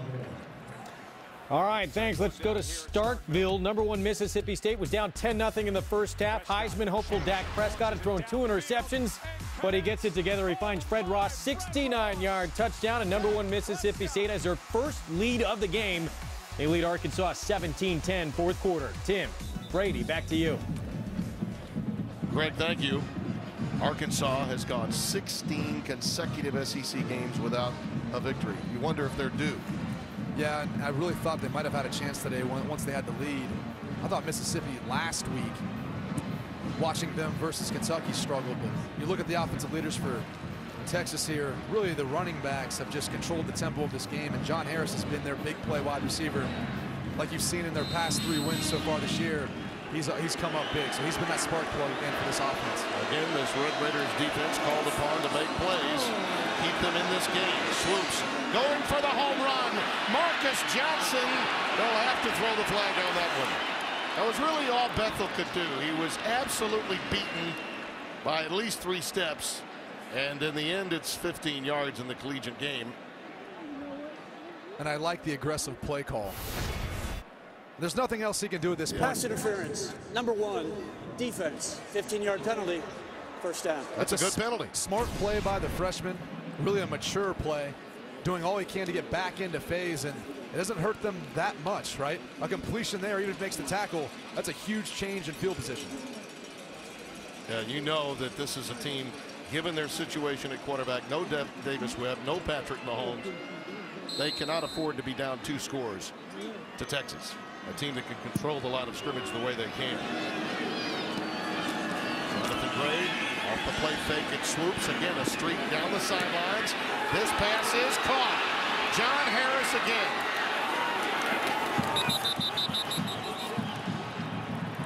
A jump ball situation at the 40, and Harris went up and got it. It's a 35-yard hookup. And they had double moves on both sides. Tyrone Swoops took his pick of John Harris. It really just throws up a jump ball, and John Harris comes down with it. Justice Nelson has been a guy teams have picked on coming into this game. And clearly there, Swoops want to give him his big play wide receiver, John Harris, an opportunity. Justice Nelson just got beat to the ball that time. Right up the middle goes Jonathan Gray. That's another first down. And they're really beginning to carve up the yardage inside the tackle box, aren't they? They are, and it's tough. You know, they can't seem to really win right now. Stacking the box leaves them vulnerable on the outside. Once again, more power football from Jonathan Gray. And he's down to the 16-yard line. Awe and a few others involved on the tackle. And Texas now going tempo, realizing that they've got this Texas Tech defense on its heels. And this is a timeout, I think, because of that. Their fatigue was really beginning to show up. When we talked to the Texas Tech coaching staff, they talked about the predicament you're in when you're recruiting, because you're trying to get those big run-stopping defensive tackles, but the issue is you play so many fast-paced passing teams that you got to have pass rushers instead. So the problem is you got to choose which players do you try to recruit, how can you get them on the field to stop the run, but at the same time stop some of these high-powered offenses. So it's the predicament a lot of these teams face now in the Big 12 in recruiting and trying to find some of those big run-stopping defensive tackles that can also rush the passer, like a Malcolm Brown like Texas has, or Hassan Ridgeway, or Cedric Reed, some of these other bigger players. Well, think about the dilemma for Cliff Kingsbury right now, not having either one of his scholarship quarterbacks available to go, having to lean on his defense to the extent that he has. And, you know, we're just a few short weeks away from you know, the opportunity that they had against West Virginia. Let's say that game goes another way. Who knows? I mean, this is an emotional game, college football, with younger players. Charlie Strong knows that as well as anyone, and his team is trying to get some traction, and perhaps they can find it here in Lubbock tonight for the second half of the season. 2nd and 2. Gray stops short of the first down. It's Awe again, number 18, coming up, along with Rika Levy. He's a big one, 6'2", 327. They got a little bulk in there. Well, they've got to find a way now, especially when they know Texas is going to run the football. And that's where the majority of the runs have been for Texas, right up the gut. Yep. It's a career high in catches and yards for John Harris. 165 tonight. Talk about important to their plight. Jonathan Gray dots the I on 3rd and 1. He makes a good cutback. And it's very close. Pete Robertson got the first crack at him, jumped into the backfield, but unfortunately couldn't bring him down for the tackle for loss. Richards was involved at the end. It is going to be 4th down and short. Well, I'd go for it. The way your offense is running the football right now, there's no doubt in my mind that they'll be able to pick up this first down. That's a defensive-minded coach. He probably understands that with a walk-on quarterback on the other side, worst case scenario, they've got bad field position if you don't get it. I always like play action in this scenario too. Everyone's sucked up and unknowns expecting it. Now they get the first down easily, but still again could be an opportunity for that as they get closer to the goal line. Again, those big uglies up front. Well, look at the push. Done. Yeah. Look at them just push all the Texas Tech defenders off the ball. That's what they call moving the line of scrimmage. First and goal on the 10. Marcus Hutchins, Hutchins, one of the lightest offensive linemen at left tackle for them, but doing a good job tonight. Gray inside the 5 to the 3. Tevin Madison, number 20, the freshman from Fayette, Alabama. And you can feel the energy in this stadium just being completely deflated, and that's what you've got to do when you're a road team coming into a hostile environment, in-state rivalry like this. You've got to run the football, and it just takes out all the momentum. Well, they'll have some time to think about it.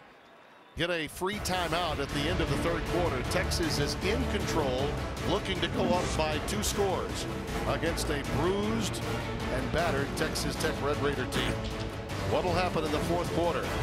We shall soon see on FS1. As we open the fourth quarter, Texas leading by a touchdown and facing a 2nd and goal from the 4. I turn to you about this ground game. We talked about it at halftime.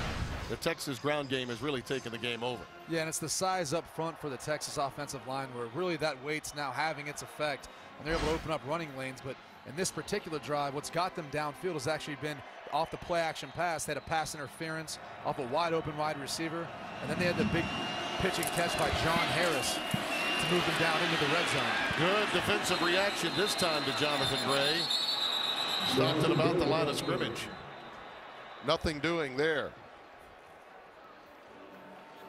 This tackle was made by Brandon Jackson, who had that fumble recovery for a touchdown to start the game.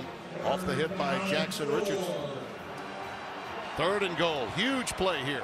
And expect everyone to be up around the line of scrimmage for Texas Tech.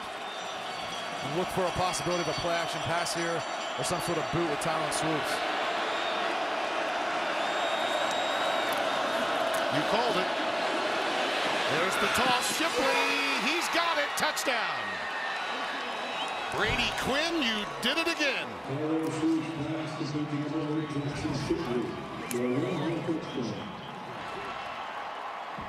Well, they've set it up all night. They continue to run the football, run the football, run the football, and then finally they get down there where they need a nice little pitch and catch to Jackson Shipley. Swoops did a nice job of sewing the fake and then getting outside the pocket, out around any sort of pressure to deliver an accurate ball. He's been great throwing the football on the run in particular tonight. When he came in motion, when Shipley came in motion, was it at that point you knew that that would be the bootleg? And not necessarily. Sometimes they come down to actually help set the edge in their blocking scheme and help seal it off so the running back can get outside. And that's, again, the deception that Texas has right now with running the football so well and also throwing the football. I get it. It's like grandma's apple pie. You won't give her the recipe, huh? It's a heck of a call by you. There's the reaction from Swoops from the seat of his pants. Yes, sir. I'll take it. They lead by 14. Fox Sports 1 College Football is brought to you by Kay Jewelers. Tim Brando, Brady Quinn, Mike Pereira back in our studios in Los Angeles. He's been busy tonight with a couple of games on the Fox family of networks at the same time. Shipley with the touchdown reception. For him, I'm sure atoning for the fumble he had a little earlier in the game.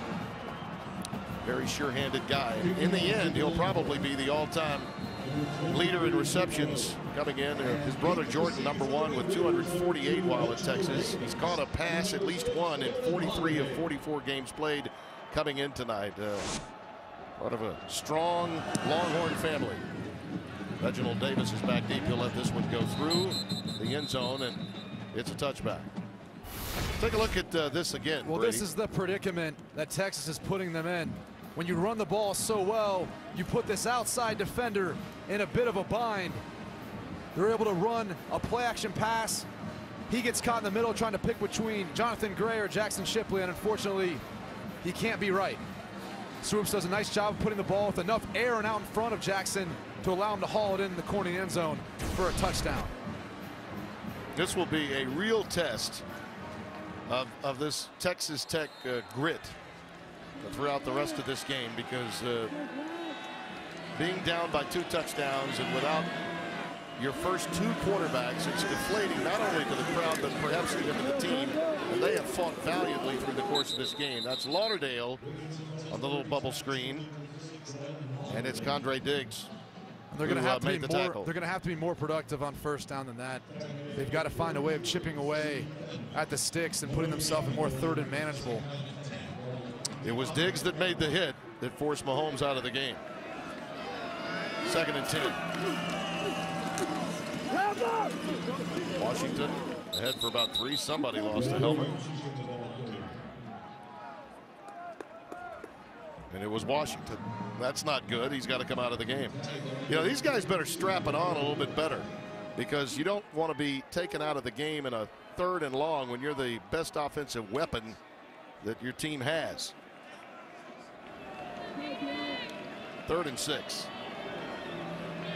Kenny Williams has come into the game. Play fake, slant, tipped into the air, almost picked off. That's Edmond very upset with himself. Thought he should have come out of there with it. And it's just unfortunate.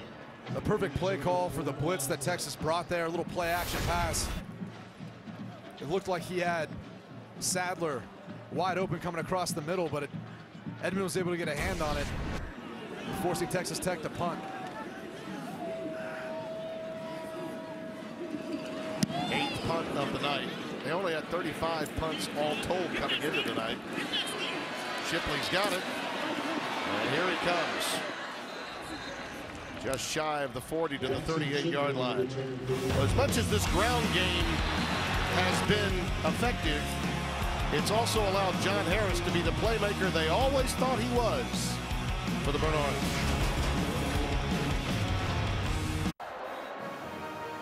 Texas leading at 27-13 with just over 13 minutes remaining here at Jones AT&T Stadium. We talked about carrying the load.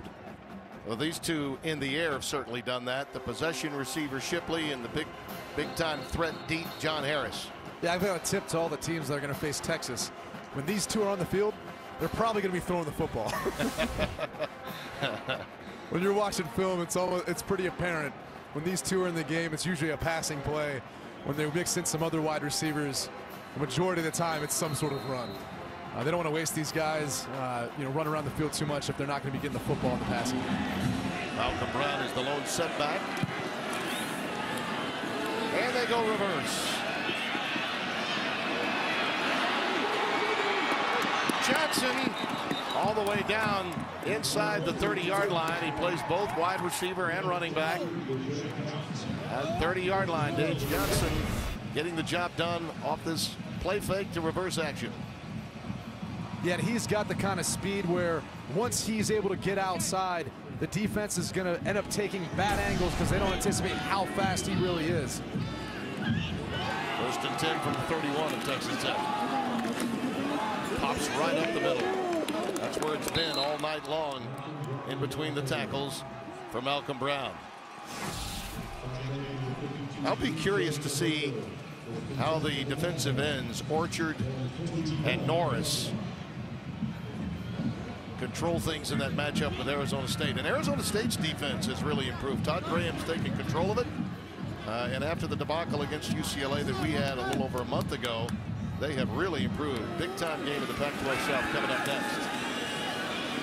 Swoops has that one complete to the 13-yard line. Lorenzo Joe, number 84. Their first completion to a receiver besides Harris or Shipley. Right. Well, Marcus Johnson has one as well, but usually those guys are the guys they're trying to work the ball to, clearly trying to get some experience to some of the younger guys in the passing game. He's a freshman from Abilene, Texas, Lorenzo Joe. 1st and goal now, and it's Brown. All the way to the goal line, touchdown! Ball popped free, but he had already broken the plane. And also was the knee actually down. We may have a review of this, but that last lunge was a good one by Brown. Yeah, I would say they're going to bring it back. Well, hopefully they reward him and allow him to run the football in. Ken Perkins did a nice job pulling around. Almost didn't have anyone to pull around the block. Now this is one that ought to be reviewed, and it doesn't appear that there will be one. Now this is one where you really should, and all touchdowns are reviewed. I think they're waiting. Yeah. The bell should be ringing, guys.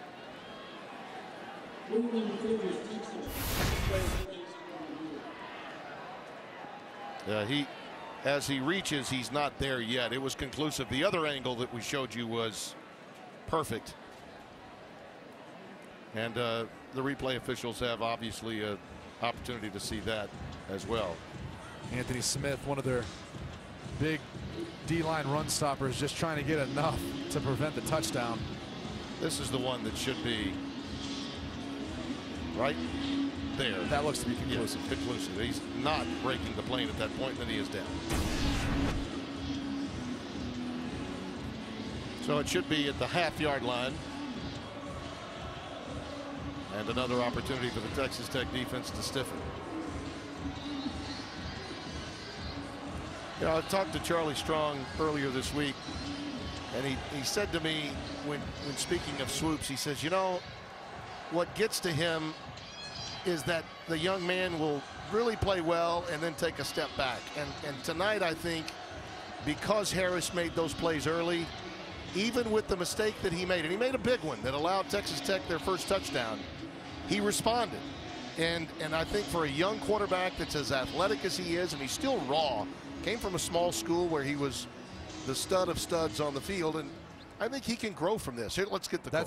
After further review, the runner's knee hit the ground and the ball was at the half-yard line. It'll be 2nd and goal from the half-yard line. That's one of the things offensive coordinator Sean Watson talked about, was how far Tyron Swoops has come from when he first got there. Yeah, and just the learning curve he had to take on because of such a small school style football play.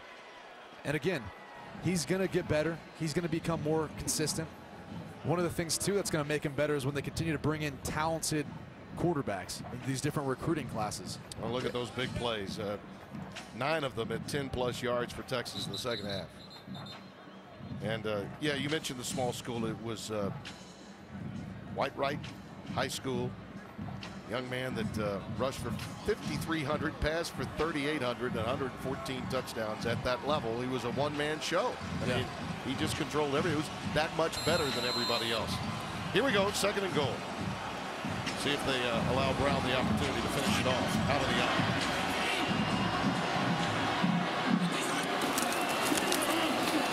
There it is. Boy, he paid a price to get it in.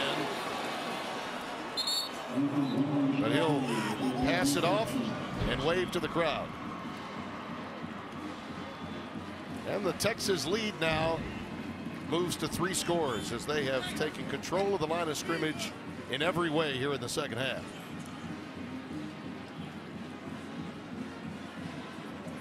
And to me, that comes in when there's just not as much depth on this Texas Tech football team. Cliff Kingsbury got here. This is now his 2nd season, so a couple years ago. Whenever there's a coaching change, there's always a drop-off in that class, and kids end up transferring, and all of a sudden you realize you've got to try to fill your roster through some JUCO, or you got to hit on every recruit you get.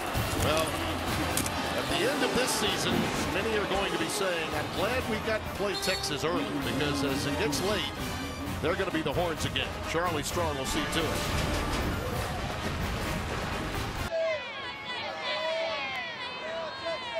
Fox Sports 1 College Football is presented by Kay Jewelers. If you look at the score by quarter, the injury to Mahomes happening in the 2nd quarter, and that certainly turned this game without question. Texas Tech fought hard without him, leaning heavily on DeAndre Washington, but as time wore on, they became so one-dimensional, and this Texas team began to take hold of the line of scrimmage. Malcolm Brown, a big night, and Harris off play action, making big play after big play. Reginald Davis back deep. Let's go back to Los Angeles. Craig Wolf with another quick game break update. All right, guys, you were talking about it earlier. More college football to come on Fox Sports 1 with a Pac-12 battle from Tempe. Travis Wilson and number 17, Utah. They're off to their best start since 2010. The Utes head to Sun Devil Stadium to try and end a 10-game slide against number 14, Arizona State. That's next here on Fox Sports 1. Tim, Brady, back to you. I got to tell you, I believe that Utah, if they can get the quality quarterback play from Travis Wilson that they got against USC, they got a shot, Brady, to be the most complete, well-rounded offensive and defensive football team in the entire Pac-12. Their defense has been playing tough, and they're playing very much complementary football. Fumble. Testaverde jumps back on it, back at the 16-yard line. Not something that Texas Tech did tonight. Yeah. Low snap. He was able to get a hand on it. Could have been worse. Good job recovering to recover the football. But not something that Texas Tech did tonight. You know, Texas Tech defense did a nice job at the beginning of the game, getting stops, getting a turnover for some points. Unfortunately, the offense wasn't able to do or muster up enough. That's Sadler, who's got more catches tonight than any other Red Raider. Out to the 21-yard line. This will be valuable experience for all these young players. Testaverde especially, trying to provide a little more depth to the quarterback position here at Texas Tech. As you mentioned, they've really recruited well at that position. Have a star coming in next year. That'll always be the case with Cliff Kingsbury. Little screen out to White. Look at White go. Streaking down the sidelines to midfield. And Jordan Hicks ushered him out of bounds. And a perfect play call by Cliff Kingsbury. Texas is going to play a soft zone coverage, which allows the screen blocking to be set up downfield for Quentin White, and he does the rest. They're going to say he stepped out of bounds at the 47. That was a 26-yard gain.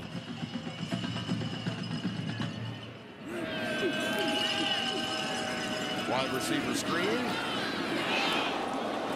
And Bray, Polite Bray, takes it to the 49-yard line. Texas Tech is going to have to start taking more shots downfield.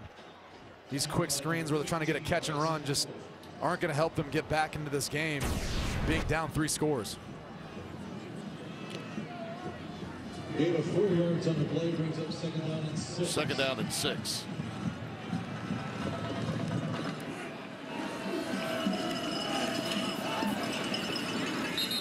That's Brad Pearson, spun down hard after forward progress netted the 46-yard line.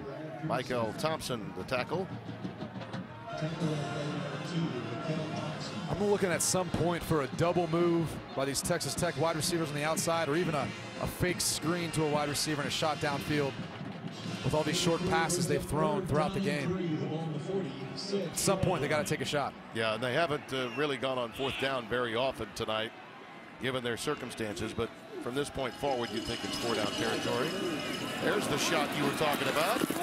And the pass again hung in the air, and Thompson picked it off. It was intended for Lauderdale.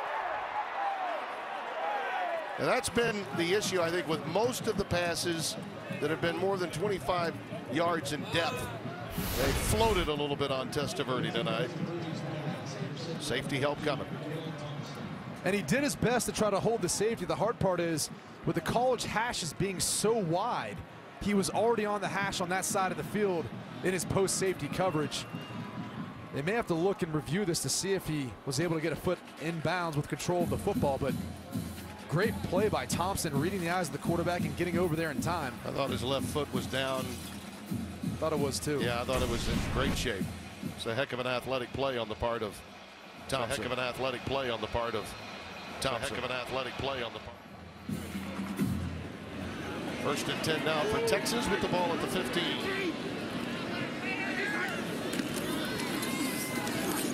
Jonathan Gray.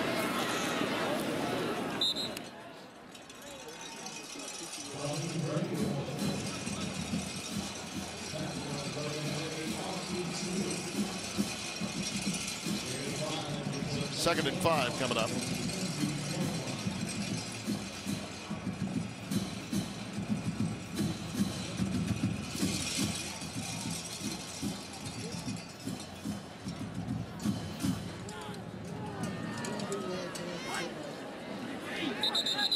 I think we may have had some movement in that offensive front. False start. Number 47, offense, 5-yard penalty, 2nd down. That's Andrew Beck, who was guilty. Well, with the victory tonight for Auburn over Ole Miss, start talking about one-loss teams now, where they go from here. Yeah, and Oregon's one of those teams that's not on that list, but probably should be, especially after Ole Miss lost today. Boy, they lost with the ball at the 1-inch line, and Treadwell apparently broke his ankle on the catch. They actually credited him a touchdown, and I think went back, reviewed it, took it off the board, and Auburn survived. Jonathan Gray ahead to about the 23-yard line. And that's the great debate that I think the committee is having right now about these one-loss teams and how to rank them is you got to take who they've beaten over who their losses to. Right. And that's where I think you look at Notre Dame, where they're ranked 10th. They apparently don't view that loss to Florida State quite as high as the strength of schedule of the teams they played. Now, they do have a lot of opponents come up, Arizona State, Louisville, USC. The biggest problem for Notre Dame is that Stanford has got 3 losses. What would have been their quality win is not that big anymore.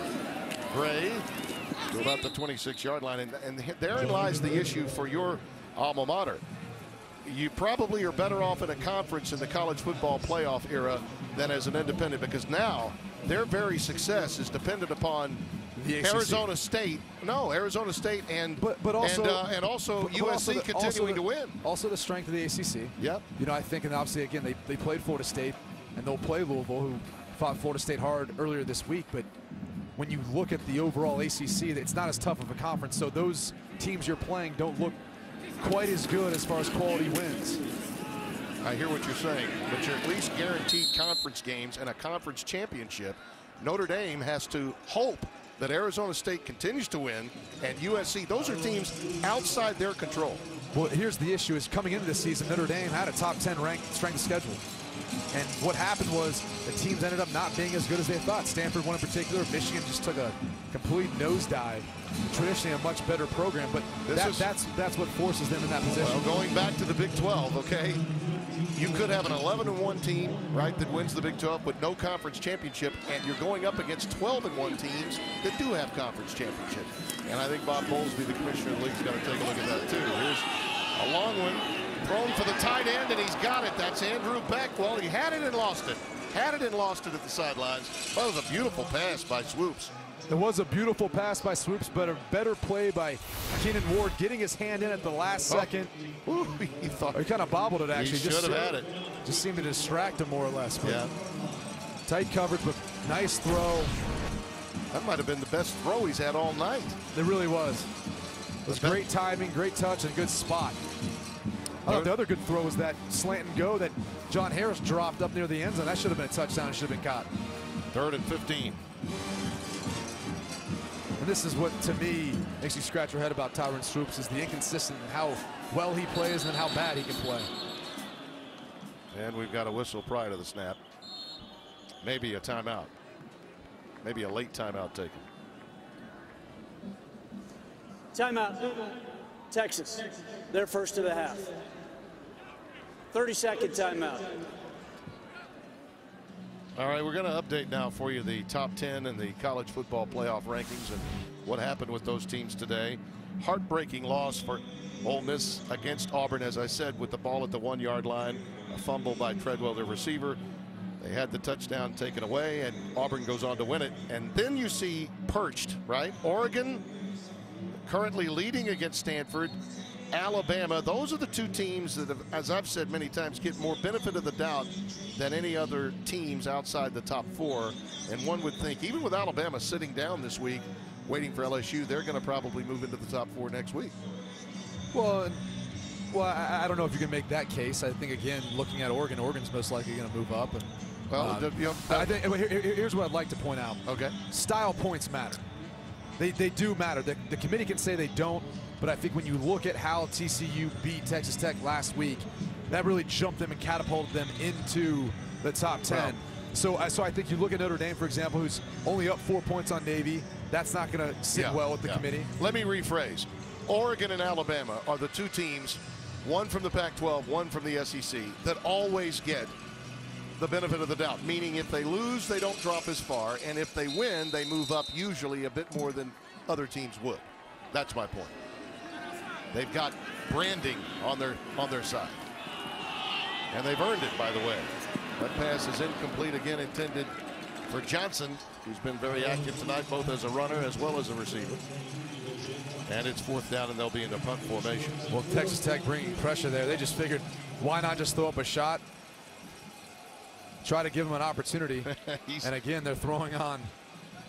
He seems okay. It's good to see Charlie smile a little bit. Yeah. It's not been easy in his first year at Texas. That's quite a fishbowl you're in as a head football coach.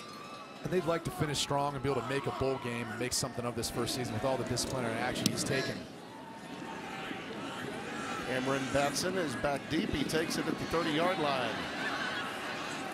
Looking for a little help down that sidelines, and almost had the picket fence open up. He stopped at the 40-yard line. Well, the Longhorn running backs have been outstanding tonight. Brown, 22 carries for 116. Gray, 16 for 76. In all, 232 yards rushing, season high.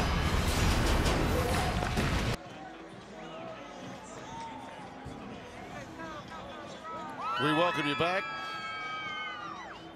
to Lubbock, Texas, where the Eyes of Texas on the Horns tonight, 34-13 over Texas Tech, who unfortunately had to go to their walk-on quarterback, Vincent Testaverde, who really did, I think, a fantastic job. Here's Justin Stockton taking off, and he's taken out of bounds inside the 30 to the 28-yard line. But when you think about it, Vinny has got to be so proud of his son, the Heisman Trophy winner from Miami in '86, youngster that's called upon when no one else is suited up that can play the position. I think he's handled himself pretty well. And who else but Texas faces the quarterbacks of NFL quarterbacks? When you look at Vinny Testaverde, who played for the Tampa Bay Buccaneers in 1987. Rick Neuheisel was his backup. Jerry Neuheisel, who played for UCLA this year, led him to the comeback to beat Texas down in Cowboy Stadium. And now you've got Vincent Testaverde coming in and replace and trying to play against Texas, try to lead a comeback here. Well, it was this stadium that was jam-packed tonight was saddened obviously by the loss of Mahomes and having to go to a walk-on, but he led them 75 yards for score with the help of DeAndre Washington. They were in this game for really 3.5 quarters. That Stockton again stopped at about the 7-yard line.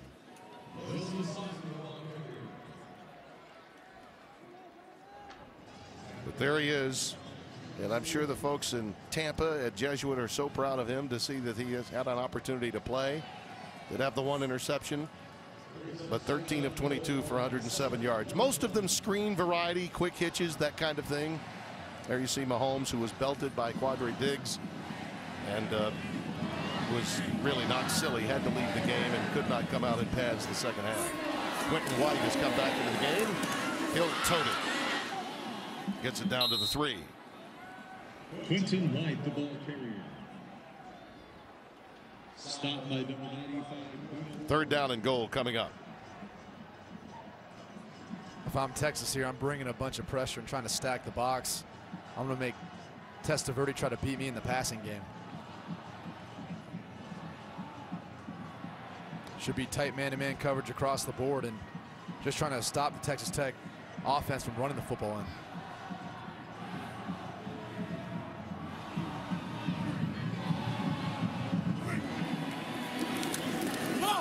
They go with a fade. Incomplete. They were looking for Cantrell.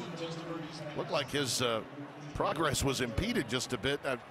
It may not have been catchable and therefore no reason for a flag, but he was clearly held.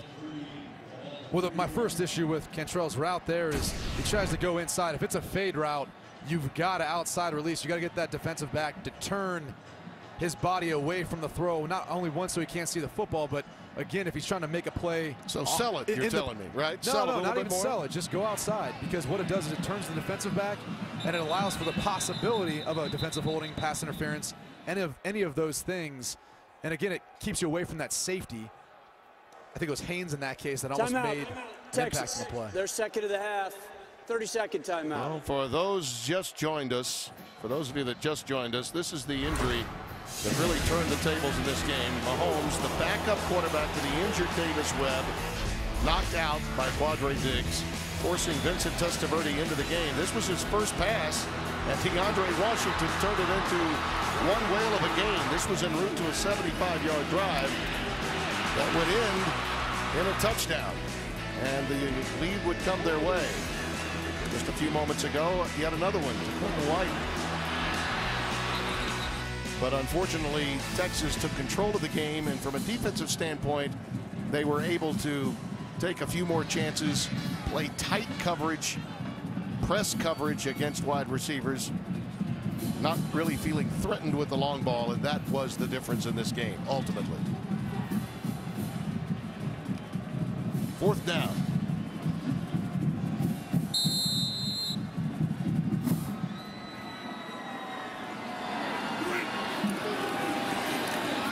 Play fake, and a miscommunication again on the fade for Sadler. And for those of you tuning in for Utah, Arizona State, we will get you out there at the immediate conclusion of our game. In the meantime, it's available to you on Fox Sports 2 and streaming live on our Fox Sports Go app and foxsportsgo.com.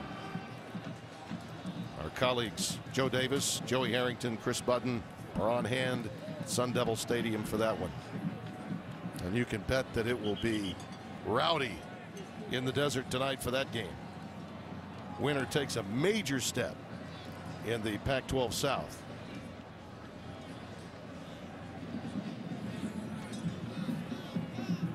Texas takes over now with the ball at the 3-yard line. Longhorn D was outstanding through the course of the evening. Just got to stop right there.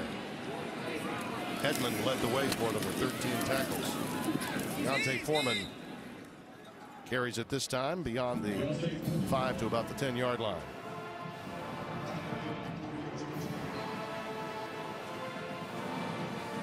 I think they, despite what happened in this game that will be written about, will make headlines tomorrow with the loss of Mahomes and the hit by Quadre Diggs and how that changed the ebb and flow of the game. I think Texas got well tonight in a lot of respects.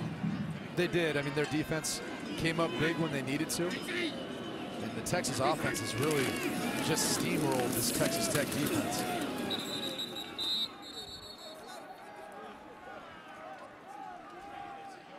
Well, our Right Stuff Player of the Game is presented by Academy Sports and Outdoors, and John Harris certainly deserving. 5 catches, 165 yards. That's a career high, the number of yards for him. We were told coming into the game, hey, this is the guy that makes a big difference. A lot of defenses will try to bracket him, take him away. Well, he was made available through that ground game that was so effective. You're rushing it for over 240 yards. Play action becomes a little easier. Yeah, and they moved him around as well. That was one of his big catches in the beginning of the game, was him playing the slot, which is something that he's not really accustomed to. I think we may have a delay of game here. Delay of the game. Offense. 5-yard penalty. 3rd down.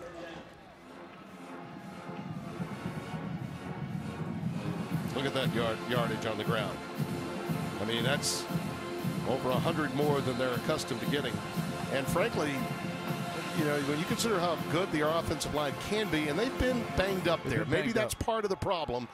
But if their offensive line can stay healthy in the rest of the month of November, and they can gouge people for that kind of yardage, they can win a lot of football games between now and the end of the season. Well, they can with that running game and with the style of defense they play. I think it's slow down some of these high-powered, fast-paced offenses in the Big 12. It's a lethal combination to kind of putting an end to some of these fast-paced spread offenses. That's what kills them. When your offense can run the football and control the clock and possess the ball, and then stop and force these high-powered, no-huddle spread offenses to go 3 and out. It's extremely frustrating, and it actually hurts that spread offense's defense more than anything else. Having to be on the field so long, grinding it out with a team like Texas who can run the ball so effectively. Russ will boot it away from his end zone with Cameron Batson back deep.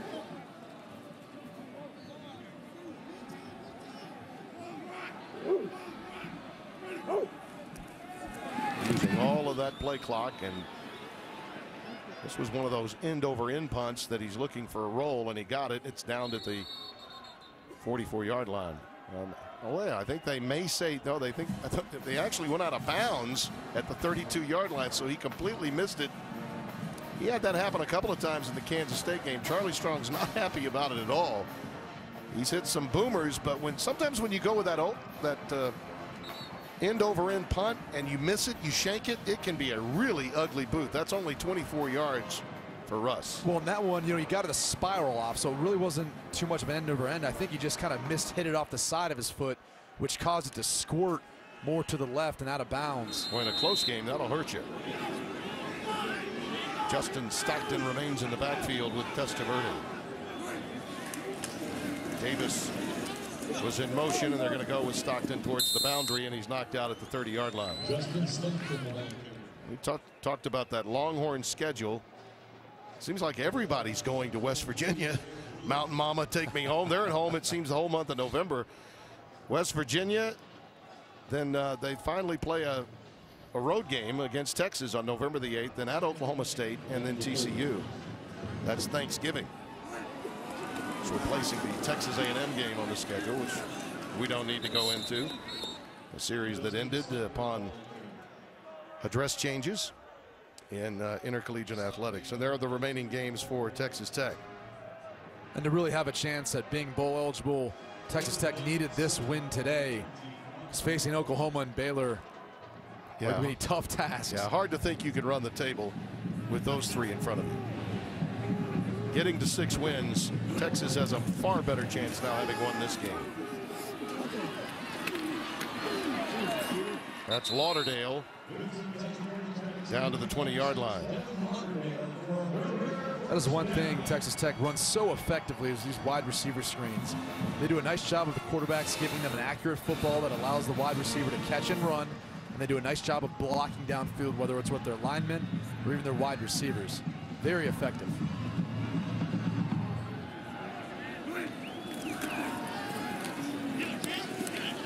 Quick screen to Reginald Davis, and he stopped at the 20. I keep thinking about the well one too many times there. I keep thinking about Vinny and how he must be feeling about his son playing, and Vincent Testaverde getting this chance, not knowing that there would ever be an opportunity. And you know what? I still believe the young man did a very representative job. He really did. He did a lot more than what he was probably asked of him coming into this game, and without much preparation, being a backup, especially in his case being a walk-on, he's done a nice job of handling this game. White is spun down on the final play of the game, and Charlie Strong's club comes away with a victory, moves to 4-5 overall, 34-13 our final. For Brady Quinn, Tim Brando saying so long. Now let's go to Joe Davis and Joey Harrington.